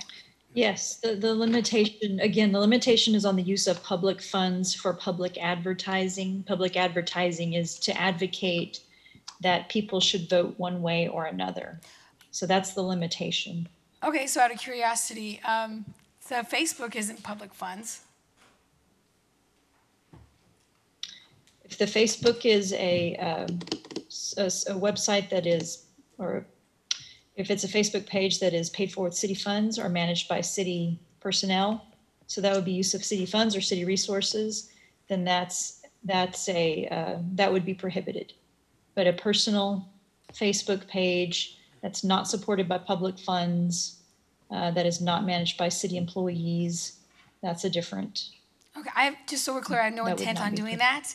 But I have like I have my official Facebook, and it's run by me. It's not paid by anything. So as council members that don't have city staff to run our Facebook, and we don't use city funds, is that considered a safe spot? It is, it can muddy the waters a little bit. So that's something that I would like to address in a memo, just so we can get into, there's areas that are black and white and areas that are a little bit gray that you may want to be mindful of and be careful about, but aren't specifically prohibited. And so I think it'd be helpful for you to have those guidelines in writing so that you can see them and follow them. And if you have follow-up questions, we can address those. Okay, thank you. Mayor Pro Tem. So I just want to address something. So this bond is about connectivity. 70% of this bond is for the needs on the east side of Kyle for connectivity. It is a bond that we heard from the residents, we did studies, and we came together with a plan to make connectivity a little better. I get emails from people on the east side of Kyle. I got one today from a lady begging for help. And this bond will help alleviate a lot of this. 70% of it is on the east side of Kyle. It's going to help alleviate some of the traffic woes that we're going through right now. And is it the full extent of what we want? It's not. I'd love to have seen the 150 bypass as well. Unfortunately, you've got to be careful on how big of a bond you bring forward to the residents. Bringing forward almost a $4 million bond for the needs we actually need would have probably failed. So we did our best as we could as a council. And this is something that council all had input on, so we're moving forward on it. Roll call vote.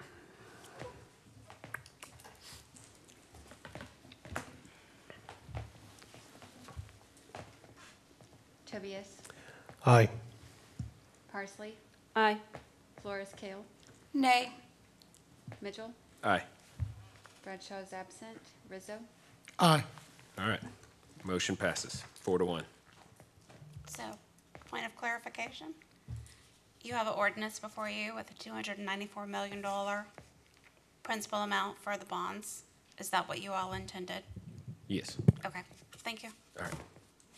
All right, next up, agenda item number 4, consider possible action to select dates for the 2022 Road Bond Virtual Open House and in-person open house. Ms. Sonnier.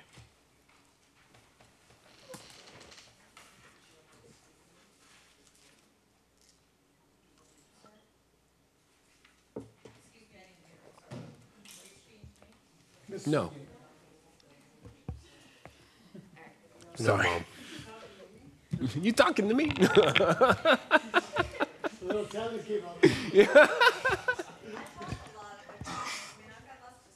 Yeah, I know. That's okay. Thank you. Hello, Council. Rachel Sonnier, Director of Communications for the record. So I'm here to present basically the 2022 Road Bond Open House possible dates. I have 3 different options for y'all with pros and cons. I'm going to let y'all make the decision based on those. So our option number 1 is a virtual open house that will begin on Monday, October 3rd and go through Sunday, October 9th. The in-person open house would be at City Hall on Thursday, October 6th. We chose this one because, well, it's right before early election, and it's right before the deadline to register to vote. So we could use the open house as a register to vote people, as well as, educate voters about the bond, as well as use that time period because it's right around Founders Parade on October 8th. It's also on the week of National Night Out on October 4th. So it'd just be a really good way to get out there to the voters, educate, and get them to register to vote. So that's one, but the one con with this is it's right during the Texas Municipal League's conference from October 5th through 7th, so that might present an issue if any of y'all are going to that conference or city staff that may be. Well, I think the TML has always been a good conference for some of the newer elected officials. I like to go, but I mean, I would imagine that I would be when we did the Public Safety Center open houses, they asked for me to do those. So I'm just saying, if you wanted to go, you could go, and I would commit to, doing the virtual open house if that's needed. Definitely. Well, I mean, I'm planning on being here, and so is Gap Strategies to lead it, as well as city staff. A lot of city staff will be here for that, but we really just want council to have the option if they do plan on going to TML or if city staff, just kind of make that decision. But then we also have option 2. That would put it 1 week after that. So the virtual open house would be from Monday, October 10th through Sunday, October 16th. So it wouldn't really give us much time for that registered vote deadline of October 11th. So we wouldn't really have the kind of opportunities there, but we could still, push people to register vote at Founders Parade, National Night Out, things like that. But it would still take good advantage of that early voting period, which begins on October 24th, getting that info to voters right before they really start thinking about stuff before they go to the booth. So a really good time period for that. The one con, after registered deadline to vote. So we wouldn't be able to do that at the actual open house. And then option number 3, final one, is to hold it 1 week before October really starts and do it from Monday, September 26th through Sunday, October 2nd for the virtual open house element. And then in person would be on that Thursday, September 29th. Again, early voting, we could definitely take advantage of registered voters during that time period and really just get that information out before people hit the polls and booths. So, but do y'all have any questions or anything like that? Councilmember Tobias. Okay.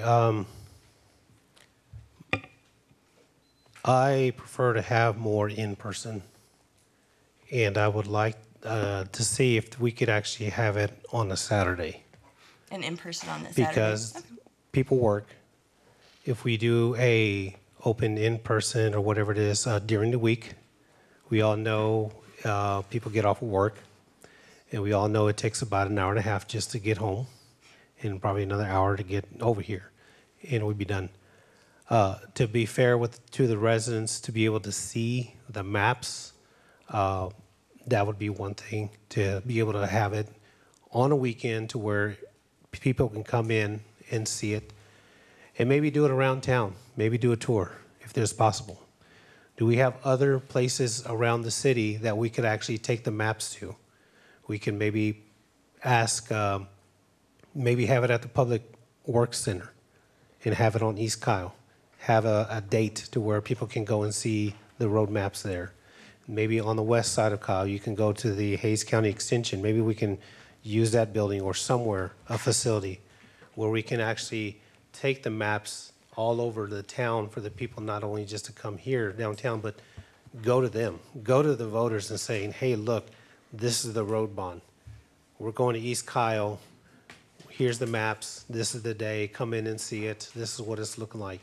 And So then more maybe of a walk shop, so to speak. walk shop type of thing, like I've seen in other cities, and then they go to the other side of town, and they present it then. I think we, as much involvement, we want our residents to be with this. Instead of having them come to us, we need to go to them.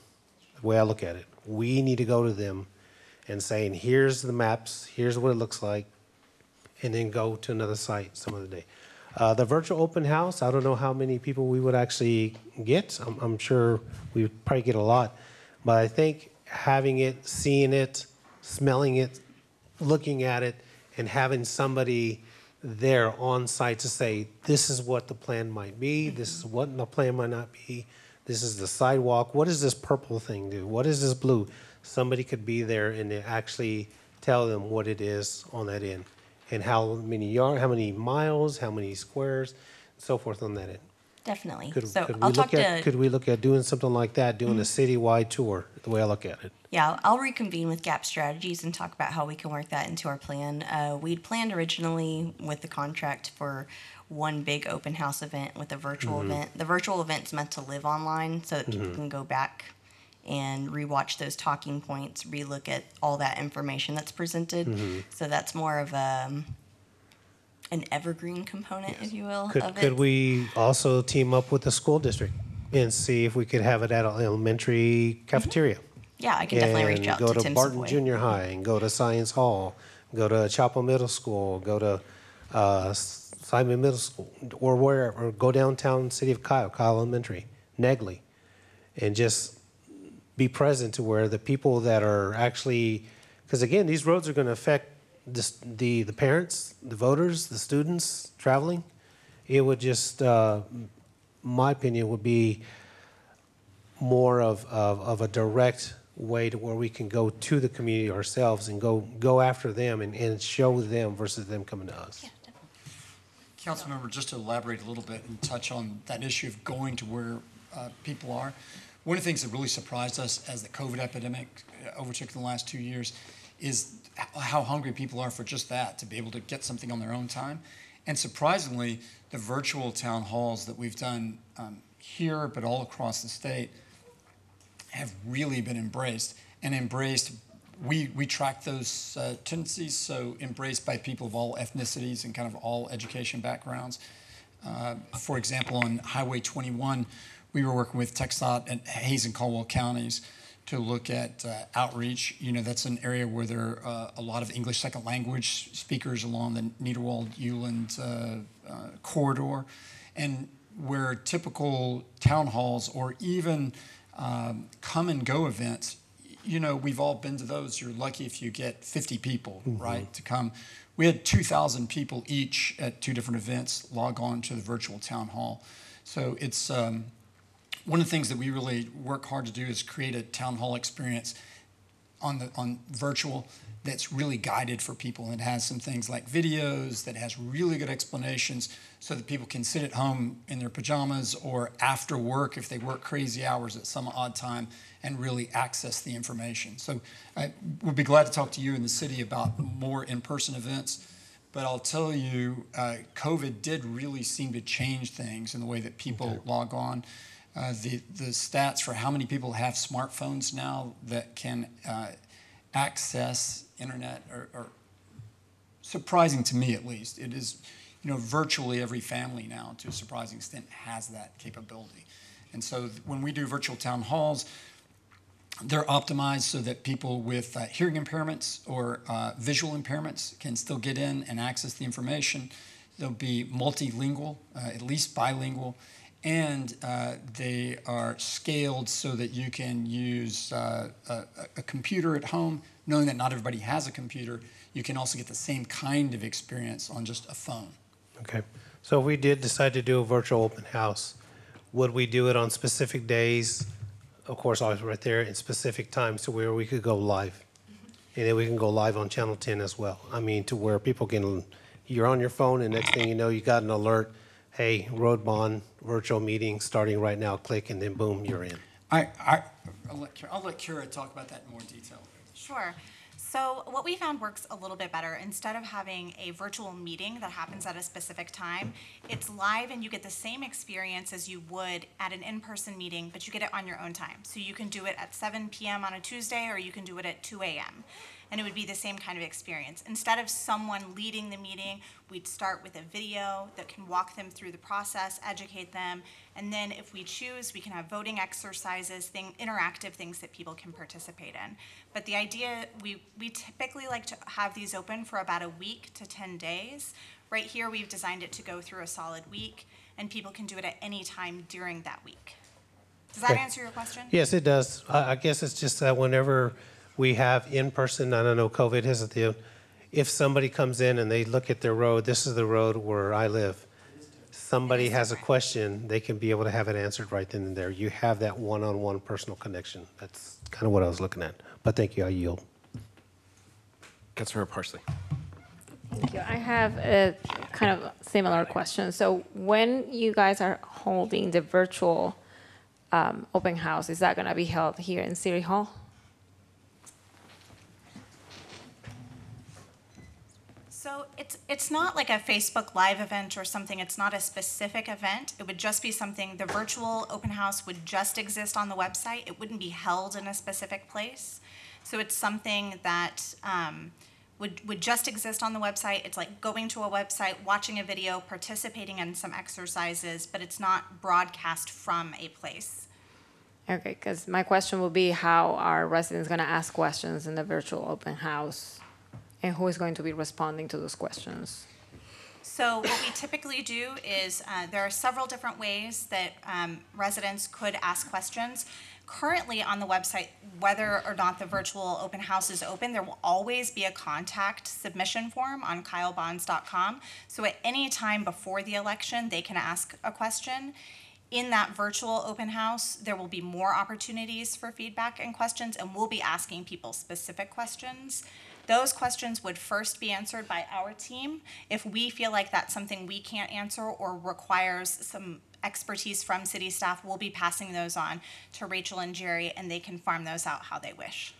Because to me, the virtual open house is basically doing a video with an explanation that I can put on YouTube, and it's gonna be there for a week. What I would like to see as a virtual town hall is a live event where people can ask questions, and then you can rewatch the video with the answers to the questions that were asked during the live event. That's my impression. I work for a company that has virtual town halls all the time, and my questions get answered at the moment, at the end of the meeting, and that's something that will actually make an impact. Other than that, it's just a video. And so for the in-person one, I agree with Councilmember Tobias. It will have to be on a weekend to be more accessible for the rest of the residents, because that's gonna have to be really advertised for the people who do not use social media to be able to come. And will we have during the in-person event somebody that speaks Spanish? Yes, we will have someone who speaks Spanish at the in-person event. Several members of our team are bilingual, not me, unfortunately, but other members of our team will be there who can speak in English and Spanish. And just to go back to your point, we've done it both ways. We've had live events that then get rebroadcasts that live on the website.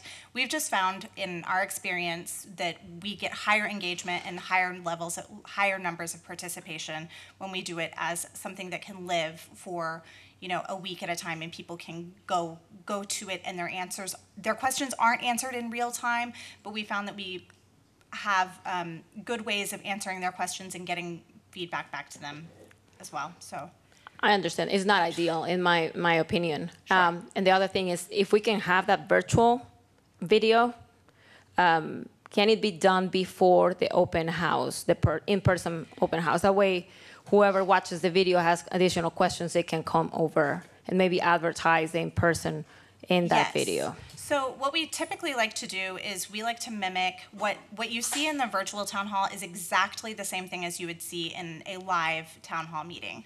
So the same kind of boards and presentations you would see, you can walk through those. It's not only a video. And then we like to have that video running at the in-person event as well. So if you come in person or you come virtually, you're getting the same or a similar experience as we can replicate.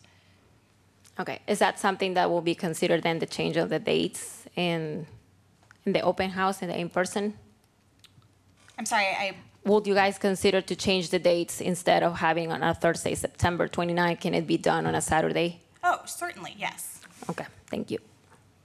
Yeah, I kind of want to piggyback off of that because I kind of agree with Councilmember Parsley, what she's saying about the live element of a virtual town hall. That was in my head, just because our previous experience with the bond, it did have the Public Safety Center bond had a strong public virtual town hall feel where you could go, and there was a little bit of an interesting element there.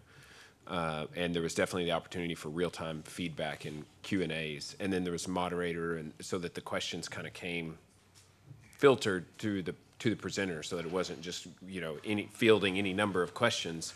But it worked out really well. And I don't know if your answer about that the engagement is better the other way. Is it possible that we could do both?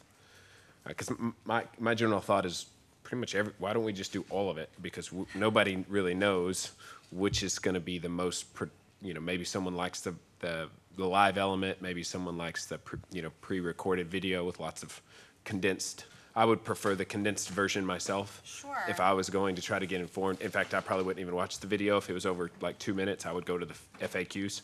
Yes. So that I could go faster. But everybody's got their own way to get to the information. So can we do a virtual live town hall with this? It's something we can certainly explore, and I mean, we can kind of go back and brainstorm ways to kind of create some sort of hybrid approach, if that's what y'all would prefer. I would be interested in that. Councilor Flores-Cale. No, thank you. We are going to have maps that go around. I think everybody here can collectively agree that that's what we want as a council. And I understand if GAP strategies cannot provide that for us, we're okay with that. I think we can look to our city and they can at least put it up at the schools in the different areas. More important than having people watch a video is people to be there and to interact. That's our job as elected officials, to go and talk to these people and to make sure that we're meeting their demands and their needs. And so my hope is if you guys can do it, I have no doubt Jerry can at least put the posters up at different. I would like to have it in several different schools, especially in the areas where the roads are going to be of direct benefit to those residents. And so if we could have Leon attend those meetings as well, I would buy him dinner on my dime. Because I think we need that. And every single one of us here has sat here and said, this is what we want. And so if you guys can't provide it to us, I'm okay with that. We can just have the city do it. And you guys do your virtual however you need to. For me, I need virtual. If we're going to do virtual, I want that to be live with residents asking questions, typing in questions. If we're going to do this bond, we need to do it right. And so for me, that is a minimum of what I need to see. Councilmember, I think you all get to decide how you want your virtual. I don't think they understood that. They kept going back and forth. And so I'm just saying this is what we want, however that looks. So there are two slightly different issues there. One would be putting up maps at a location. So we're glad to work with your staff or help with that. That's a separate issue than how you do the virtual.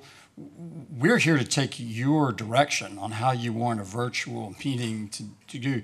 You've asked our experience, so if you look at the literature and the data, you typically, maybe not always, you typically get more people and more involvement in the way that we're describing. But every community is different, and we're glad to work on the hybrid that you discussed, or whatever works best for the city. We're here to do, we're here to give you our best professional advice, right. And we're here to listen and learn from you guys who know the city better than anyone else. So your professional opinion and advice is noted and respected. So I don't want us to say, because we have an idea of how to engage residents, when I have seen many town halls and meetings get 5, 6, 7 people when you're trying to engage 15,000 that are going to vote for this thing. So the professionals have ways and metrics to determine that. But what I'm saying is we feel really good. We really like it when we get a chance to talk to people about it. It helps us as well. And I think those folks who maybe would actually drive to a town hall, they may be, there's multiplier effects to those people. They don't just drive and then go home and not talk to anyone. They share and have a different kind of engagement as well. So I just want it to be both and, not either or. I don't want you to say, because like I said, a good 3-minute video could interact with 1,500, 2,000, 3,000, 5,000 people, whereas a town hall may not get nearly that much reach. Can we do a TikTok? And we well, that's my point. A 3-minute TikTok, everybody would watch that for sure. Yeah. But in addition to that, and I'm not saying it has to be one or the other. Right. Yes, in addition to that, what I'd also like to see is exactly what Councilmember Tobias said, is putting these maps up. And again, I don't want to make you guys feel like you have to be there at all of them,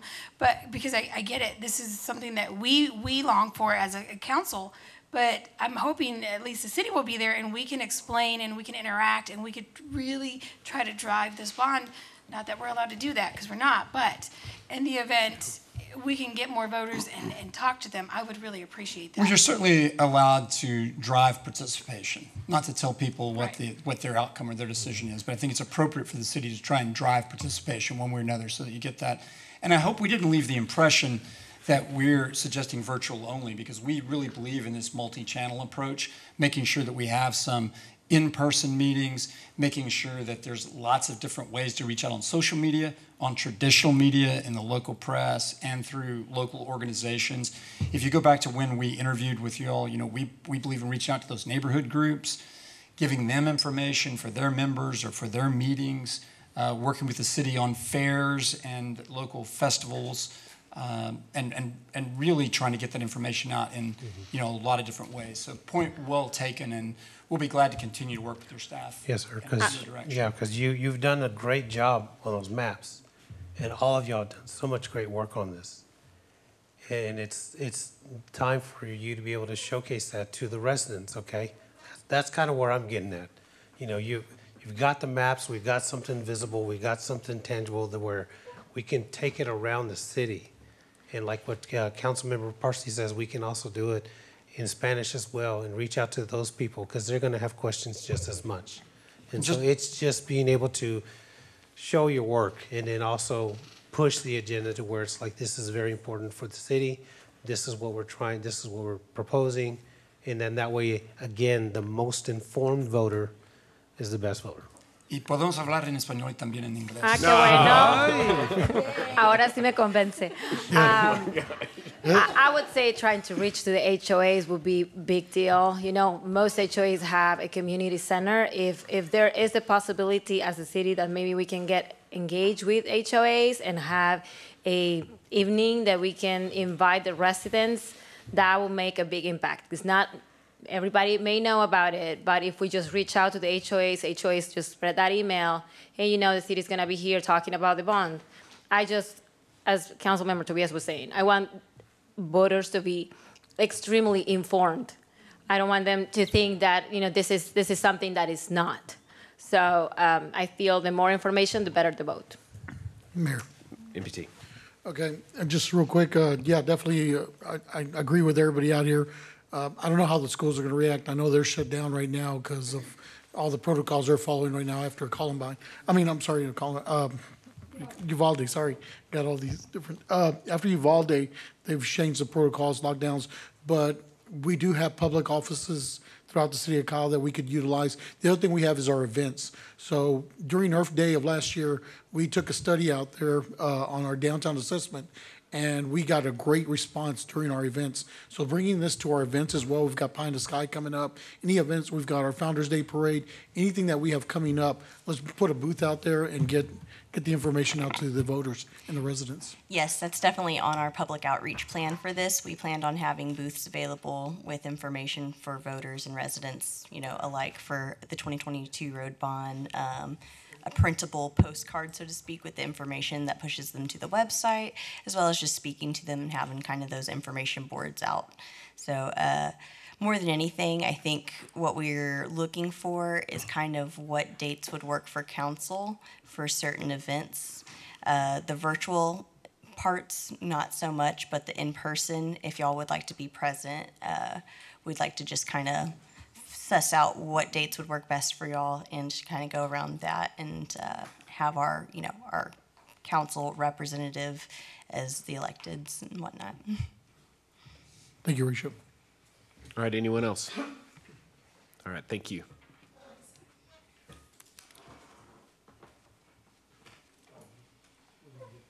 I think we're good. Okay, I just want to make sure we didn't decide. Yeah. So we're good, Rachel? On the dates? I don't know. Did we give you direction? Well, I mean, you were. Talk back to them and then come up with a solution, right? I just want to make sure we gave you the right, whatever direction you needed, because I have the dates written down, and we're not doing those now. I am definitely open for direction for what dates would work best for council. Okay, no, I like the October 3rd through the 9th. I'm not going to that conference, so I'll be, but that's not, everybody else, I want to make sure that they're too. About October 1st, that's Saturday. I don't believe we have anything codes that would work over that, so I think that might be a doable For the date in-person open house versus the Thursday, you have, because that way, after a long day's work, I'm sure and having to stay late. And then having it on the first of the month. We have a council meeting that Monday. On But October 3rd, I believe, yes. So maybe that Saturday, October 1st. Gap Strategies is available October 1st, which I believe is that Saturday. So Let's that do would it. be a viable open house in person. Do y'all want to have it at City Hall, or do y'all want us to try to find a location on the east side and maybe a location on the west side and try to? I think having the first one here, but then in other areas. And working out. Working out. So the first one would be City Hall, Saturday morning. We can push it out way ahead of time and then have everybody here that needs to be here. If we can maybe get city staff that is familiar with the roads to be here for a couple hours, maybe 9 to 12 or something like that. Not too early, not too late, but it gives people a chance to be able to walk in, see the maps, ask the questions, and come and go as their leisure. It won't be an all-day thing, it'll be morning. All right, we'll go with October 1st, Saturday, if that works for council, and then we will work out some other dates for other open houses and go from there. And I know for the virtual one, we'll probably have to be here because of the technology, so that one would have to be here. Yes, if we're going to go with the in-person virtual that's aired, we'll have to use the council chambers for sure. Okay. All right, any Now other we're good? questions? Yes, thank you all. Rachel. Thank you, Sorry. Rachel, appreciate it. All right, next up, agenda item number 5, consideration and possible action to approve a one-year landscape maintenance at Heroes Memorial Park in an amount not to exceed $90,059. This is Ryan Roseborough's item. Mr. Harding. David Harding, project manager for the record. Mayor and council, thanks for having us back. You gave us some homework last time, and we're here to deliver on that. Before I do, I have with me Mr. Philip Koski, who's your design principal with Nudge Design on this project. He is online. Philip, are you with me? Yeah, I'm here.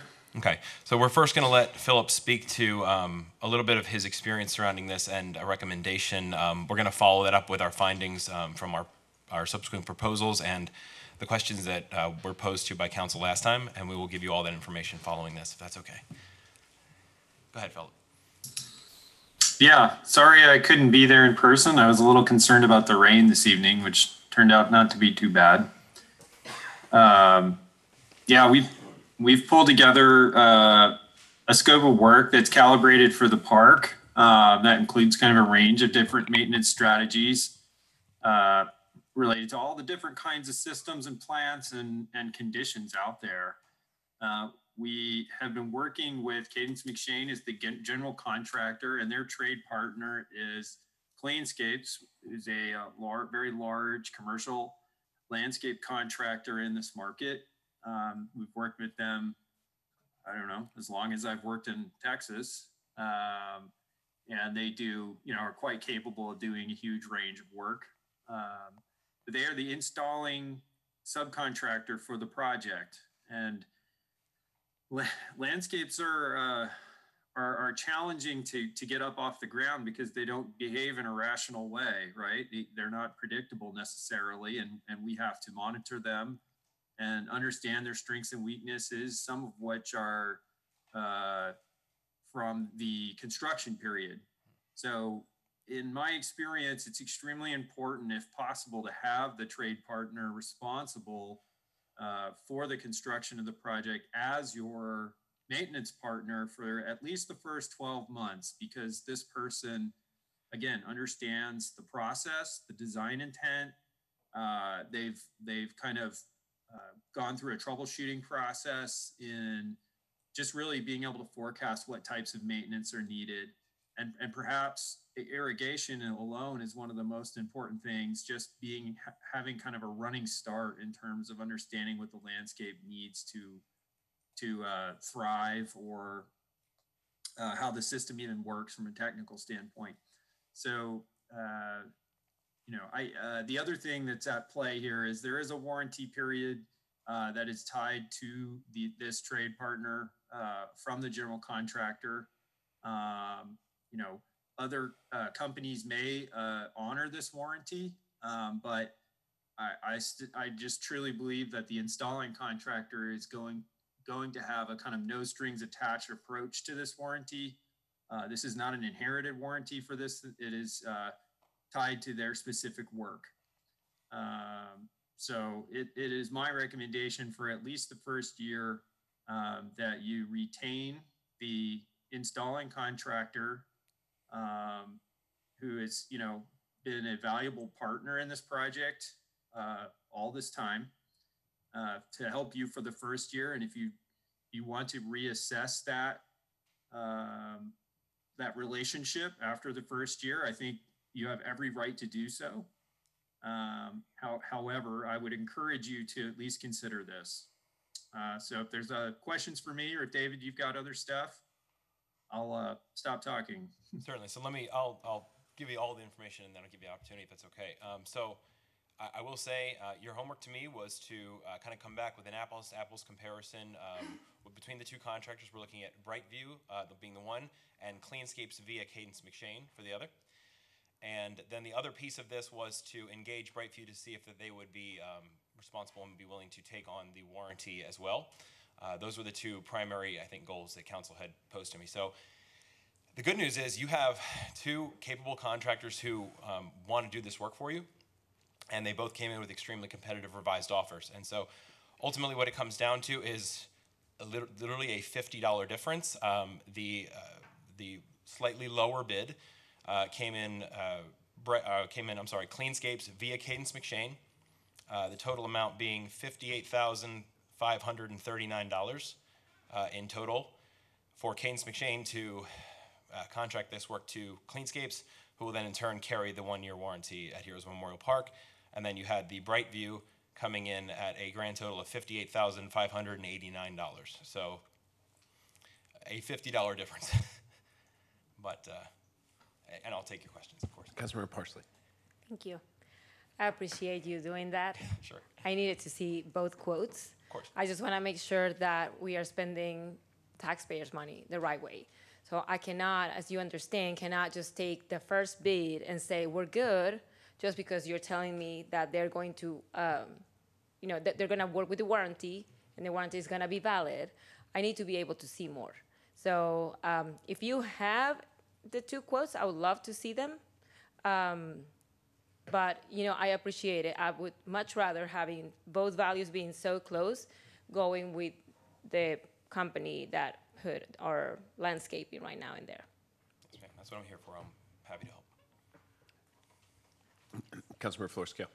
Thank you. Do we have I couldn't find the backup. In the backup, I didn't find the two Yes, different so ones? these were both, unfortunately, these were both submitted. I think the cutoff for the submissions were Friday. We literally got both of these revised proposals today. It came down to the wire. So we have both of these, and we will get both of these to you.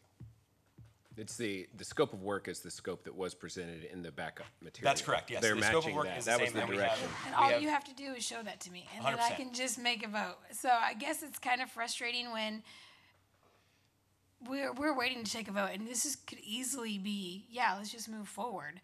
All we have to do is see the information, and so it's kind of frustrating that, I'd like to vote yes, but that would not be responsible on my behalf as a council member to not at least lay eyes on it. So are we going to bring this back when we can see the documents? I have them. I might be able to put this on here. Could you put it up, please? Yeah, I've not done this before, so bear with me, but let me see if I can get this thing. And if anyone here knows how to do this, feel free to come up and assist. Well, and just to, Yeah, absolutely. I'll do this literally right now. Bear with, would it be, should I step aside and do this and let you move on, or should I just do it right now? You're good. Okay.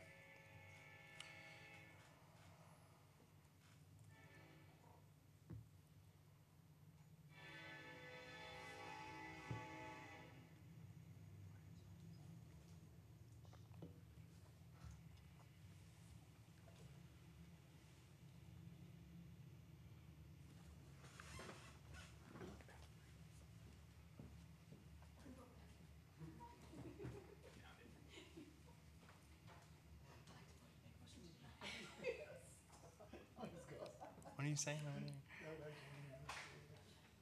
I'd have to recognize you first. Is she making trouble? Oh, man. You're bad. So crazy.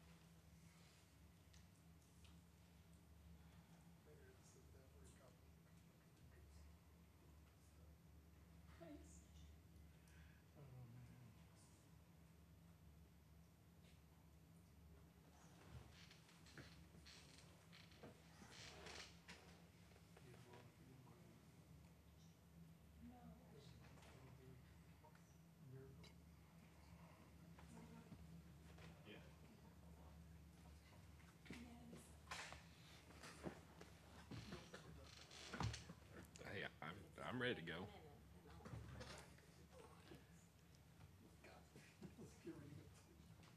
Yeah, it's one at a time. Technically not, because then you have to have a quorum to call it in to order, call the meeting. Quote. The cleanscapes, would you guys be including that? Will they be including that? Let me pull up the scheduled maintenance and make sure I'm just looking at apples to apples here. Okay, so I see the fertilizer. I just want to make sure the edging, the walkways will be included. Okay, so we're looking at, let's see here.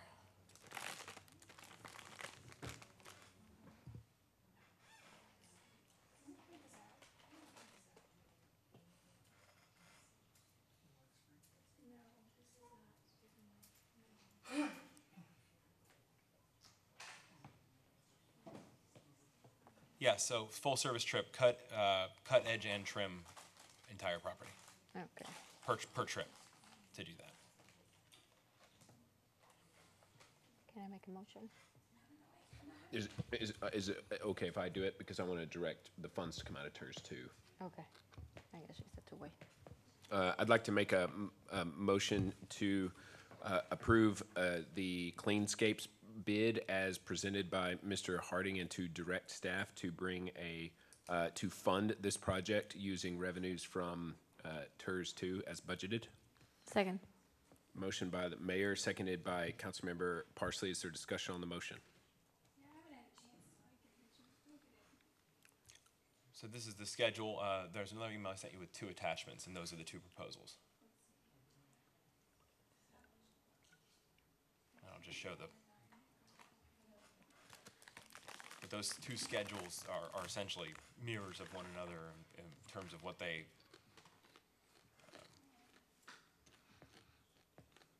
the scope of work that they're providing, I should say.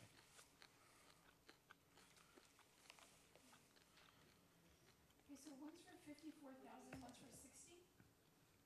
No, one is for 58,589, and the other is for 58,539.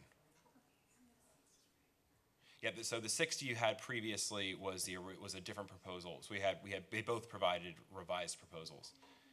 Unfortunately, they just came today, so we didn't get them into the council documents, and I apologize for that.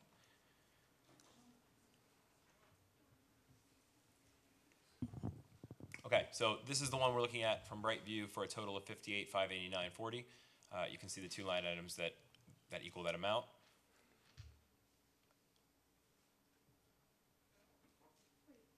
This is just an assessment of the park, and so that would be the 58,589.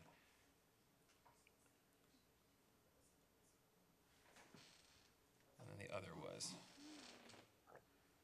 the Cadence McShane for 58,539. So literally a $50.40 difference. But it doesn't give, the Cadence McShane doesn't give the weekly amount? The monthly amount is, so yes, the monthly amount is broken out. Well, they break out, if you look here in this table, it's going to be very small. I don't know if it's able to be blown up, but you can see the actual breakout of the 4571. Yeah. So 4571. So and the thing to note here too, if it's worth the council, you're looking initially, if you're looking long term, the breakout here on Cadence McShane's quote, it's a little higher because obviously, it came in a little lower than the Brightview scope, but you also have a Cadence McShane markup. If in the future, over the course of this next year, you're able to contract directly with Cleanscapes, their cost for the year is $54,854. So their actual yearly cost and monthly cost is going to be even more, an even greater savings to the city than the Brightview quote. The Brightview quote you're looking at doesn't have any prime contractor markup on it. It's just straight pricing. Okay, I have a question. It Yeah, of looks course. like, okay, so the Brightview gives very detailed, it has January, it has all the dates, and then it has dots around what they're gonna do. Can you bring up the other schedule, that I sent you. That wasn't part of the Keynes McShane, the way that Keynes McShane worked it up. But we have a subsequent schedule that is an attachment to it that is essentially a Cleanscape schedule, and they are essentially mirror images of each other and what they do. So that's going to be coming up soon. And you're correct; they can kind of have theirs built into the proposal, but we have the schedule from Cleanscapes in terms of what it includes coming up. Coming up next? On the screen here soon, yeah. Man. So this is your Cleanscape services. So instead of the dots, they actually show you the days, but it's essentially an apples to apples comparison of the breakdown. Yeah, and this one was in the backup. Yes, sir. This one's in the backup. Okay, well, my computer decided not to work. Okay, I don't want to hold up the vote. No, I don't think I can move forward. It's just not enough time for me to review this, and I know it's going to pass, so I'm okay with just moving forward with the vote. Tobias, are you okay to call the vote, or do you want to do something different? I know the motion is for the TERS, but again, it's got to come out of the general fund, correct, for now? Is that my understanding? No? Pervez, he's shaking his head. We've got the TERS money there.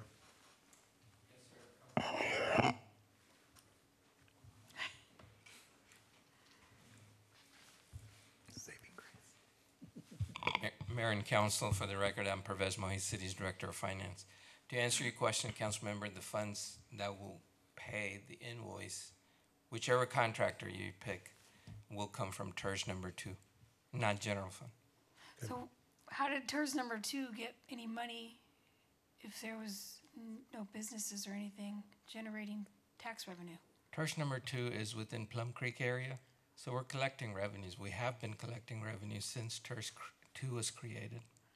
Oh, I thought TERS 2 was just the area that was not developed. It spreads out further than that.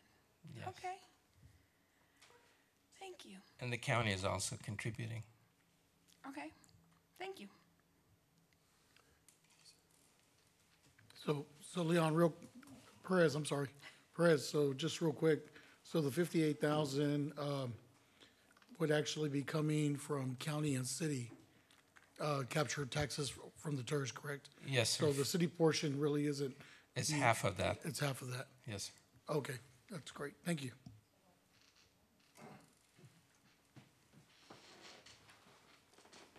Now, I should mention as well, and I don't know if this is still being considered. There was a recommendation by Philip, and we had talked about this also, to include an additional $20,000 contingency to this item for not in contract items, additional tree service, or an additional mulch.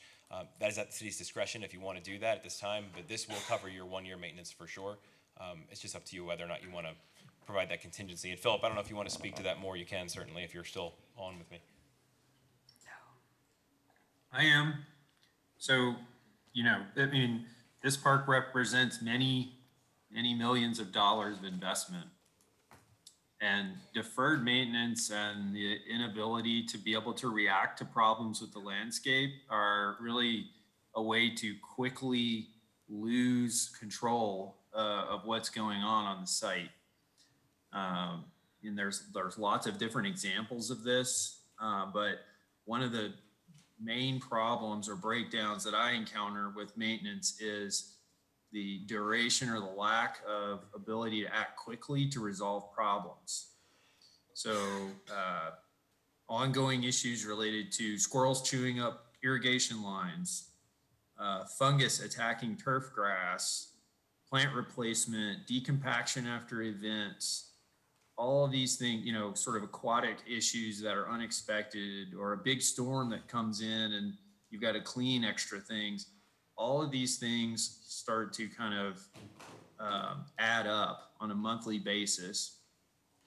And my recommendation is that you have approximately $20,000 of money available to move quickly to address problems. And that whoever is managing this park is able to execute limited maintenance scope in a timely fashion. These items I'm talking about are not included in your maintenance proposal. And there are a great many things that will need to happen that are not included in your monthly services. So that's my recommendation based on years of dealing with management and maintenance, and frankly, watching a lot of municipal landscapes kind of nosedive with maintenance issues. Well, Councilmember Tobias. So with that, what you're saying is expect change orders coming, correct? Because it seems like You will 100%. If we're gonna approve it, You will with this, 100% have you will have operational changes and challenges because this is a dynamic living place. You will have dynamic challenges headed your way every month for the foreseeable future, and that is just part of managing a garden and a landscape. That was cool. and I guess it comes back to the question again to the city manager. A year goes by, where are we at now? Are we going to have them come back again with another proposal, or are we going to finally assign a Parks and Rec crew that will take care of this? Because again, I guess my main thing is this is what, a $8, $9, $10 million facility that I had already assumed that we already had this in place. So I guess, you know, if this dollar amount's only just going to cover mowing of the grass, and then now there's going to be, like you said, squirrels chewing up the wiring, and then something dies, now we're going to have a change order, we're going to have more funding for this. When is it going to be the Parks Department officially taking over for that and then cover those costs? Well, we do have plans in place for the Parks Department to supplement what is going on at that park. We'll be taking this year to study how that park lives and breathes. That's what it does. And when we come back with next year's budget, we'll have more information and be able to bring to you a revised plan on how we're going to continue to keep that park at a gold standard. My recommendation would be, if we're interested, is because the thing is, if we don't add the cushion in there right now, then we will, and we run into a problem. And especially if it's timely, it'll be a situation where the city manager will be, you know, having to make a call, and those funds if they're less than $15,000 to fix an issue, do come out of the general fund. So by adding the $20,000 to the contract now, we assure that the funds that get spent come out of TERS number 2, which allows for the TERS to pay for any additional maintenance items that come up in the first year. So if we're going to approve a contract, it would be my desire to see the $20,000 added out of TERS number 2 funds, because there are ample funds available. Councilmember Flores-Cale. Thank you.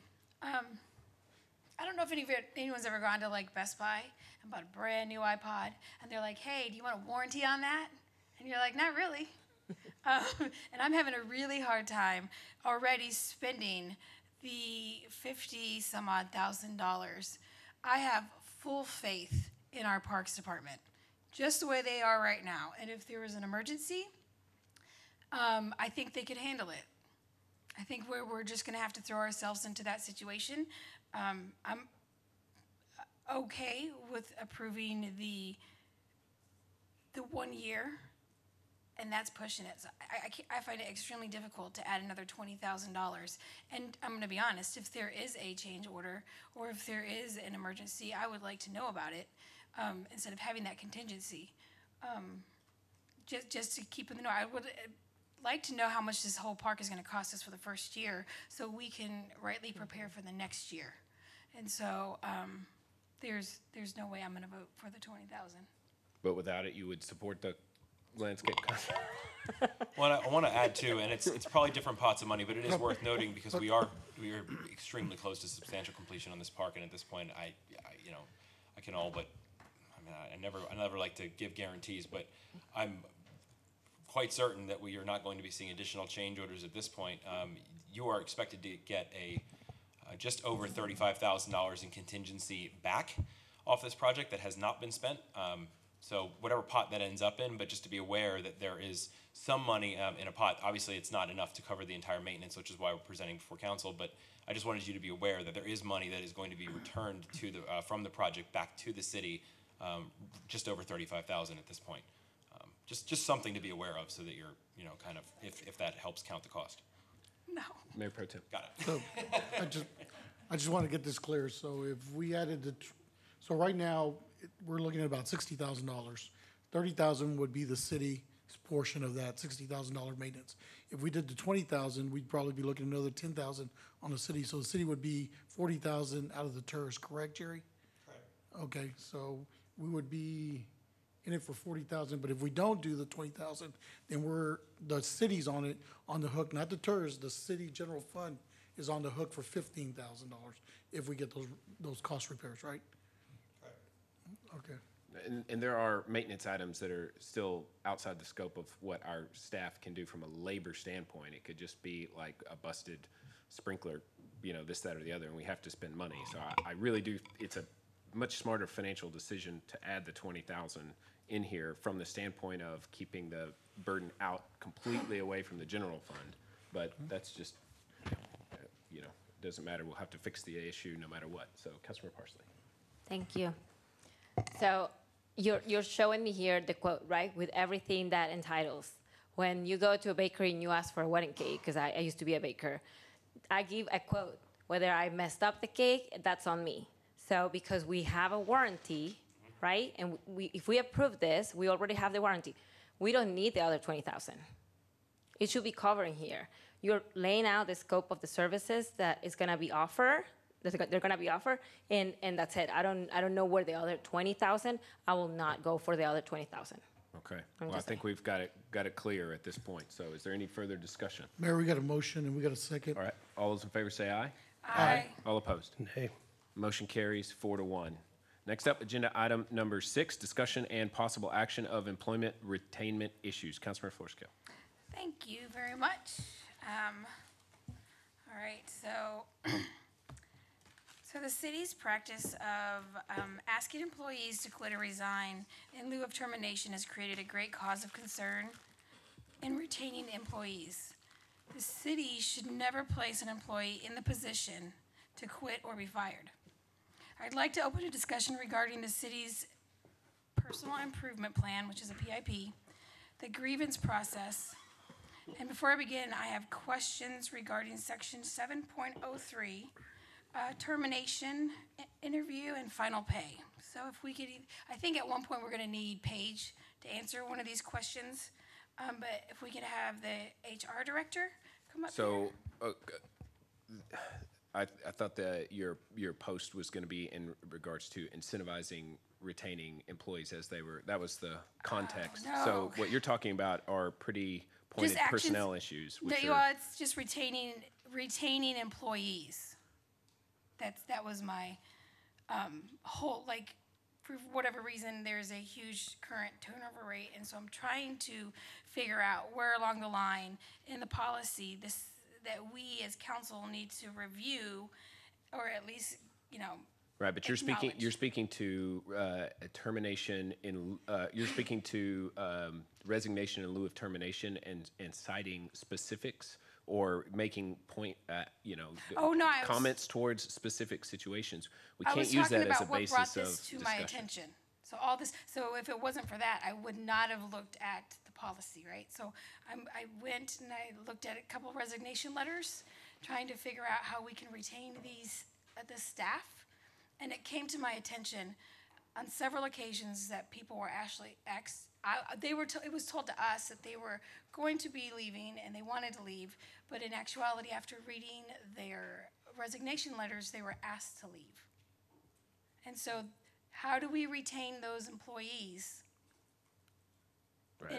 That is a direct personnel issue that is in the rules of council and something that is outside the scope of what we're to discuss. Then we can look at the policy and figure out, because there's several places that I think we can improve. Okay. To retain the employees.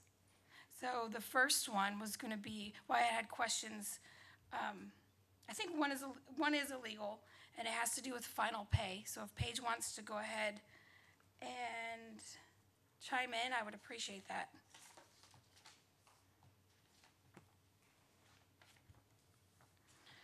Okay, so for section 7.03, I see in the city's personnel policy, It says the employee's termination interview and final check will be received from the HR director or appropriate department head. The final paycheck will be calculated and provided as part of the next ensuing payroll period. So my question is there some reason that the city is exempt from the Texas Workforce Commission rules?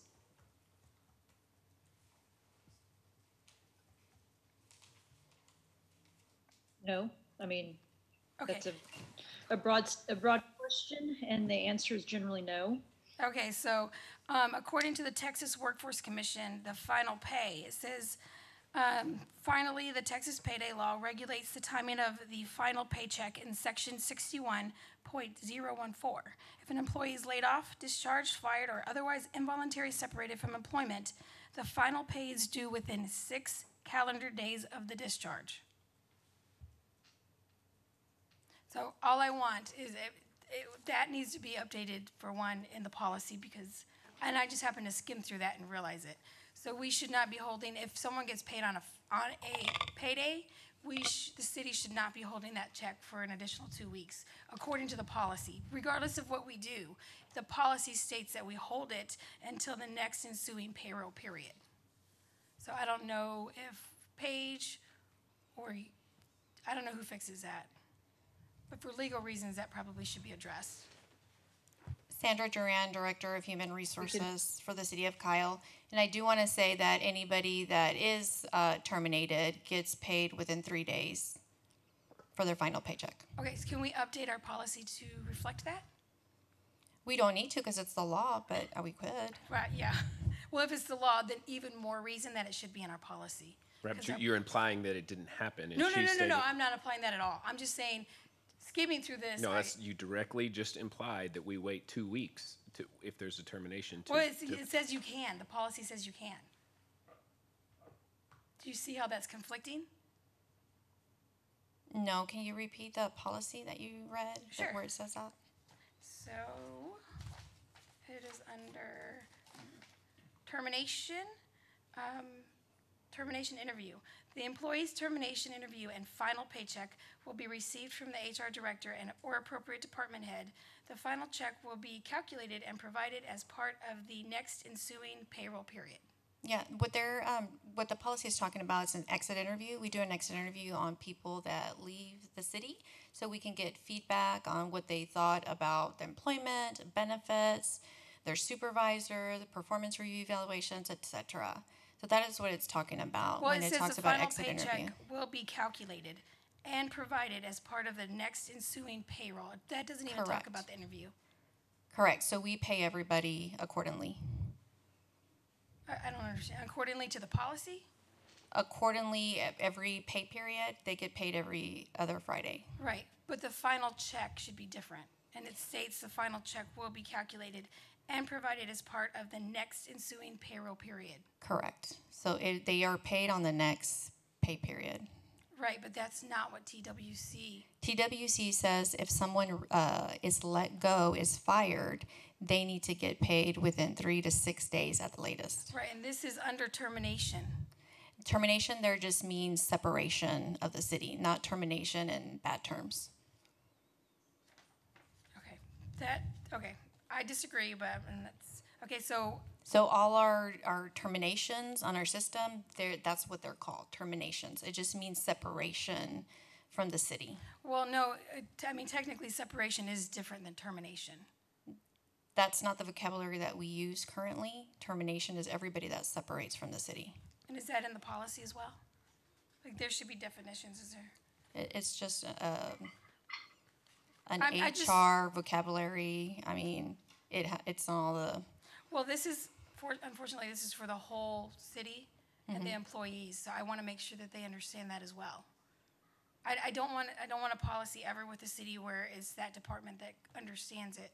I want it to be simple for everybody to understand is my goal. So, okay. One way to retain, I think, is a great policy that the city has is the personal improvement policy. And so I wasn't able to find a procedure in the city's policy. And so I wasn't sure how the PIP should work. The a personal improvement plan is not part of the personnel policy. It's considered a developmental plan or a plan that's put in place to improve the person's performance, but it's not part of our current policy right now. Okay, well, I would like to see, and that's something that we could probably talk about. I would like to see that included, so that way we give fairness and equity to all the employees, and they will all have the same expectation on the amount of time to improve. Because for me, creating job safety for the employee is most important. So while they're on a PIP, I would not like to see them fear for their job or get fired in between.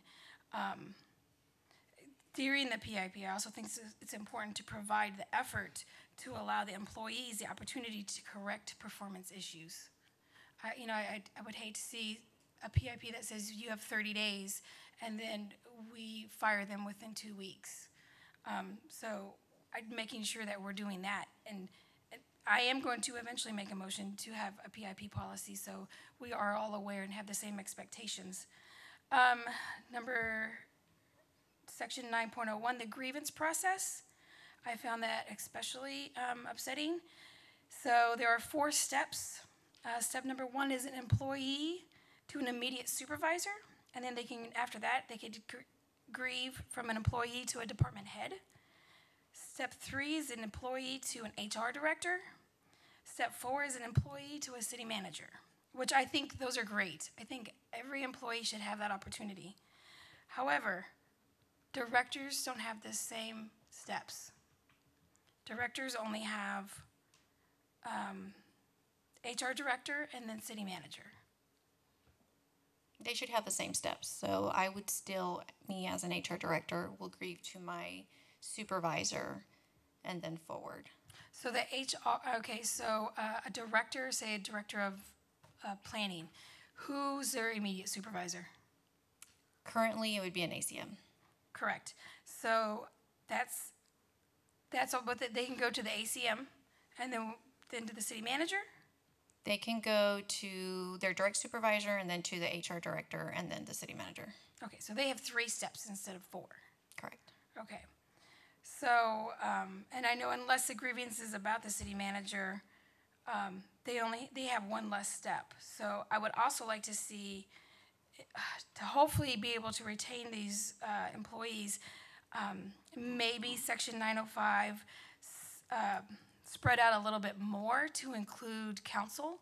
I know at one point we had discussed, a charter change, which we all kind of felt differently about. But I think this might be another way for council to lay eyes on the termination or separation of a director. And so instead of just going to the mayor or the attorney, it could also come to council. And that is all I have. Okay. Mayor Pro Tem. I just got a question. So what exactly do you want to come to council? Okay, so I would like to make sure that when we are not retaining our staff for whatever reason, that they, for one, have a fair process, and they have either within their PIPs or within their grievance process to make sure that they're being heard and make sure that there's not miscommunication. Most importantly to me is going to be providing those employees the ability to correct any performance issues they have.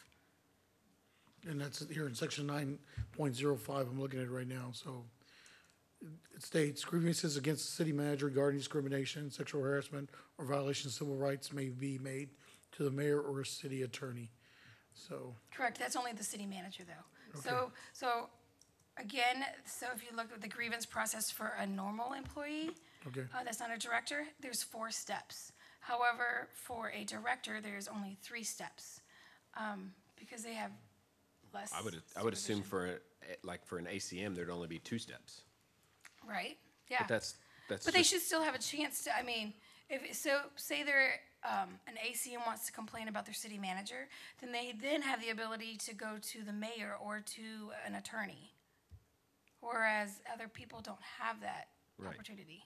But at some point, you have to determine what role the council plays in dealing with staff issues within the organization. So, Agreed. And so that way, if we have a PIP policy, we as council can look at that and we can say, okay, well, they checked up all these boxes, all this was done correctly.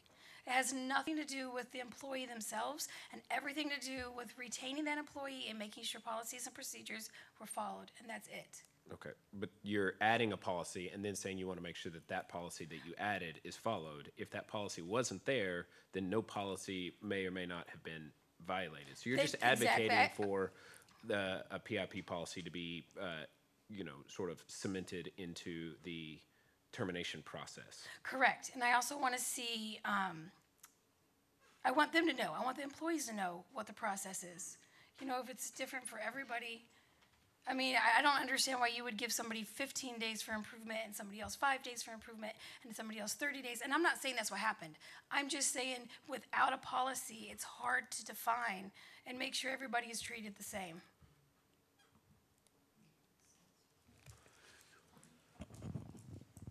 Well, I can get behind the idea of adding a PIP policy of some sorts into the termination process. What I can't get behind is the idea of having council play a role in the termination or not. That needs to stay with the city manager. So for me, that would just be part of the grievance process. So Right. just like absolutely, a department head should not grieve to council. Council is not I mean, part of the they could city technically grieve to organization in that you way.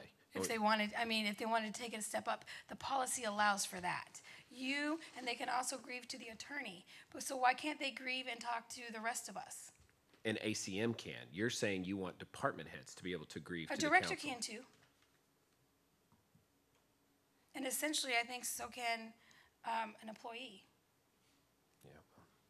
I'm just trying to make it fair and equitable across the board. Everybody should feel like their job is not on the line or they're protected. If we're giving them, if the city is giving them the opportunity through a PIP to improve, that we give them that opportunity. And if we don't want that, if we don't even want that, then we own that as well. I think the danger in that, is that if you have an employee that has had a written reprimand, and then they have a coaching, correct, which is your verbal, and then you have your written reprimand, which is that, and then you have your disciplinary, where you have your time off, and then you have another scenario where you've got to meet the major, the captain, and everybody else, right? That's your fourth one. And if they still feel like they're not getting what they want, then the fear would be, well, let me just go to my favorite council member and let them plead my case for them. Okay, and that's where we don't need to be in there. We don't need to be the judge and the jury on the final one. If somebody, again, it goes back to what I say about city staff and the administrators. We have to trust them to do their job. We have to trust them to follow the process and the policy. And we may not agree. Maybe this person that we liked or that we got along with is no longer here, but there's always underlining reasons for it. For all you know, this person was calling in sick every day, or he may have showed up drunk. We don't know, but that's a personnel issue. That is what the personnel and the HR department has to follow through. And then when we start saying, well, I want to see if all the T's and all the dots were good, and the reason why you fired him, then I'm good with it. I hope that's not what we're trying to get at, are we? No, again, so that policy you just talked about, how you talked about write-ups and all that, that's not in here. So I'm not even sure where you got that information from. There is no 10-step process. Okay. That doesn't exist. Well, I think I brought it up before to where what is the procedure on that? Is if there, what's the procedure as far as, I don't think it's going to be out there, because that would be very discouraging right off the bat. Oh, by the way, here's the employee listing. This is your job duty. Oh, by the way, when you start getting in trouble, here's this policy, and after the fourth one, you're gone. You know what? If I see that, never mind. I'm not going to work here. But that's the way it should be. That's every job. I don't Okay. know, I worked at But Walmart. so the policy is gonna be written down to say, hey, look, you Yes. mess up, this is what it is? Yes. Is that what Absolutely. we need to get? I think If that's, why would if you not that- have if that? that's where- I is that recommend where we're against going? that. All right, hang on. We're gonna, go ahead, Sandra. We're gonna give Sandra the floor. Okay, I recommend against that. A lot of companies went from, okay, if you have 10 absences, then you get a write-up. If you have 15, then you get fired, right? And so it ties the employer's hands on being strict on, doing it step by step. Every situation is different. There is no way to put a template on every situation. So you take into account what's going on with the employee, what's going on at home. Can they be rehabilitated or not? Or they've been given 10 tries already, and so it's time for them to move forward at another position or another job. So we don't want to tie our hands to someone, and we want to be able to hold people accountable. That's one of our core values. And I feel that if we do have those strict processes, it is going to limit us on how we manage performance. Right now, I already have department heads saying, I already talked to him 3 times and I already wrote him up 3 times. What can we do next? And so now if we're saying, sorry, they have to go through a PIP first, they have to wait 30 days until you see that same performance going on until we let them go. And then there's a grievance procedure after that. That makes it harder. The grievance procedure is there for everybody to use. A lot of people, I would say 95% of the people don't use the grievance procedure at all. So can I ask you how many openings we currently have? We currently have about 30. So how many openings do we have within the city? 30. So we're almost fully staffed except for 30 people? Currently, yes. Retention. You're gonna have. And our retention people. has been the best in 7 years. We usually are 14, 18% of turnover. And so far this year, we're 11%. So I think. And the year's almost over. For the directors, I think we have like 6 missing, so that's. It's just some of the, that's what's causing the council to be more, it's like a reverberation because it's closer to the council. Whereas, some of the, but from a staffing standpoint, plus as far as retainment issues, which is what I thought this item was going to be about. We just at our very last meeting made a huge step towards the vast majority of the turnover is not because of anything related to what we are discussing. We have very good staff members moving forward. I don't believe that. So my retention research tells me differently.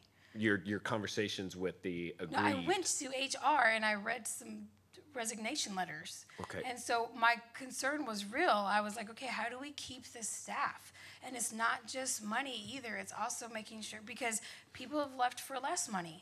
So again, I don't think retaining them has much to do with money and more to do with job reassurance and making sure they feel safe and making sure that it's okay for them to not always say yes. It's very clear that we all have different opinions about the nature of the turnover and what's causing it and whether it's good, bad, or somewhere in the middle.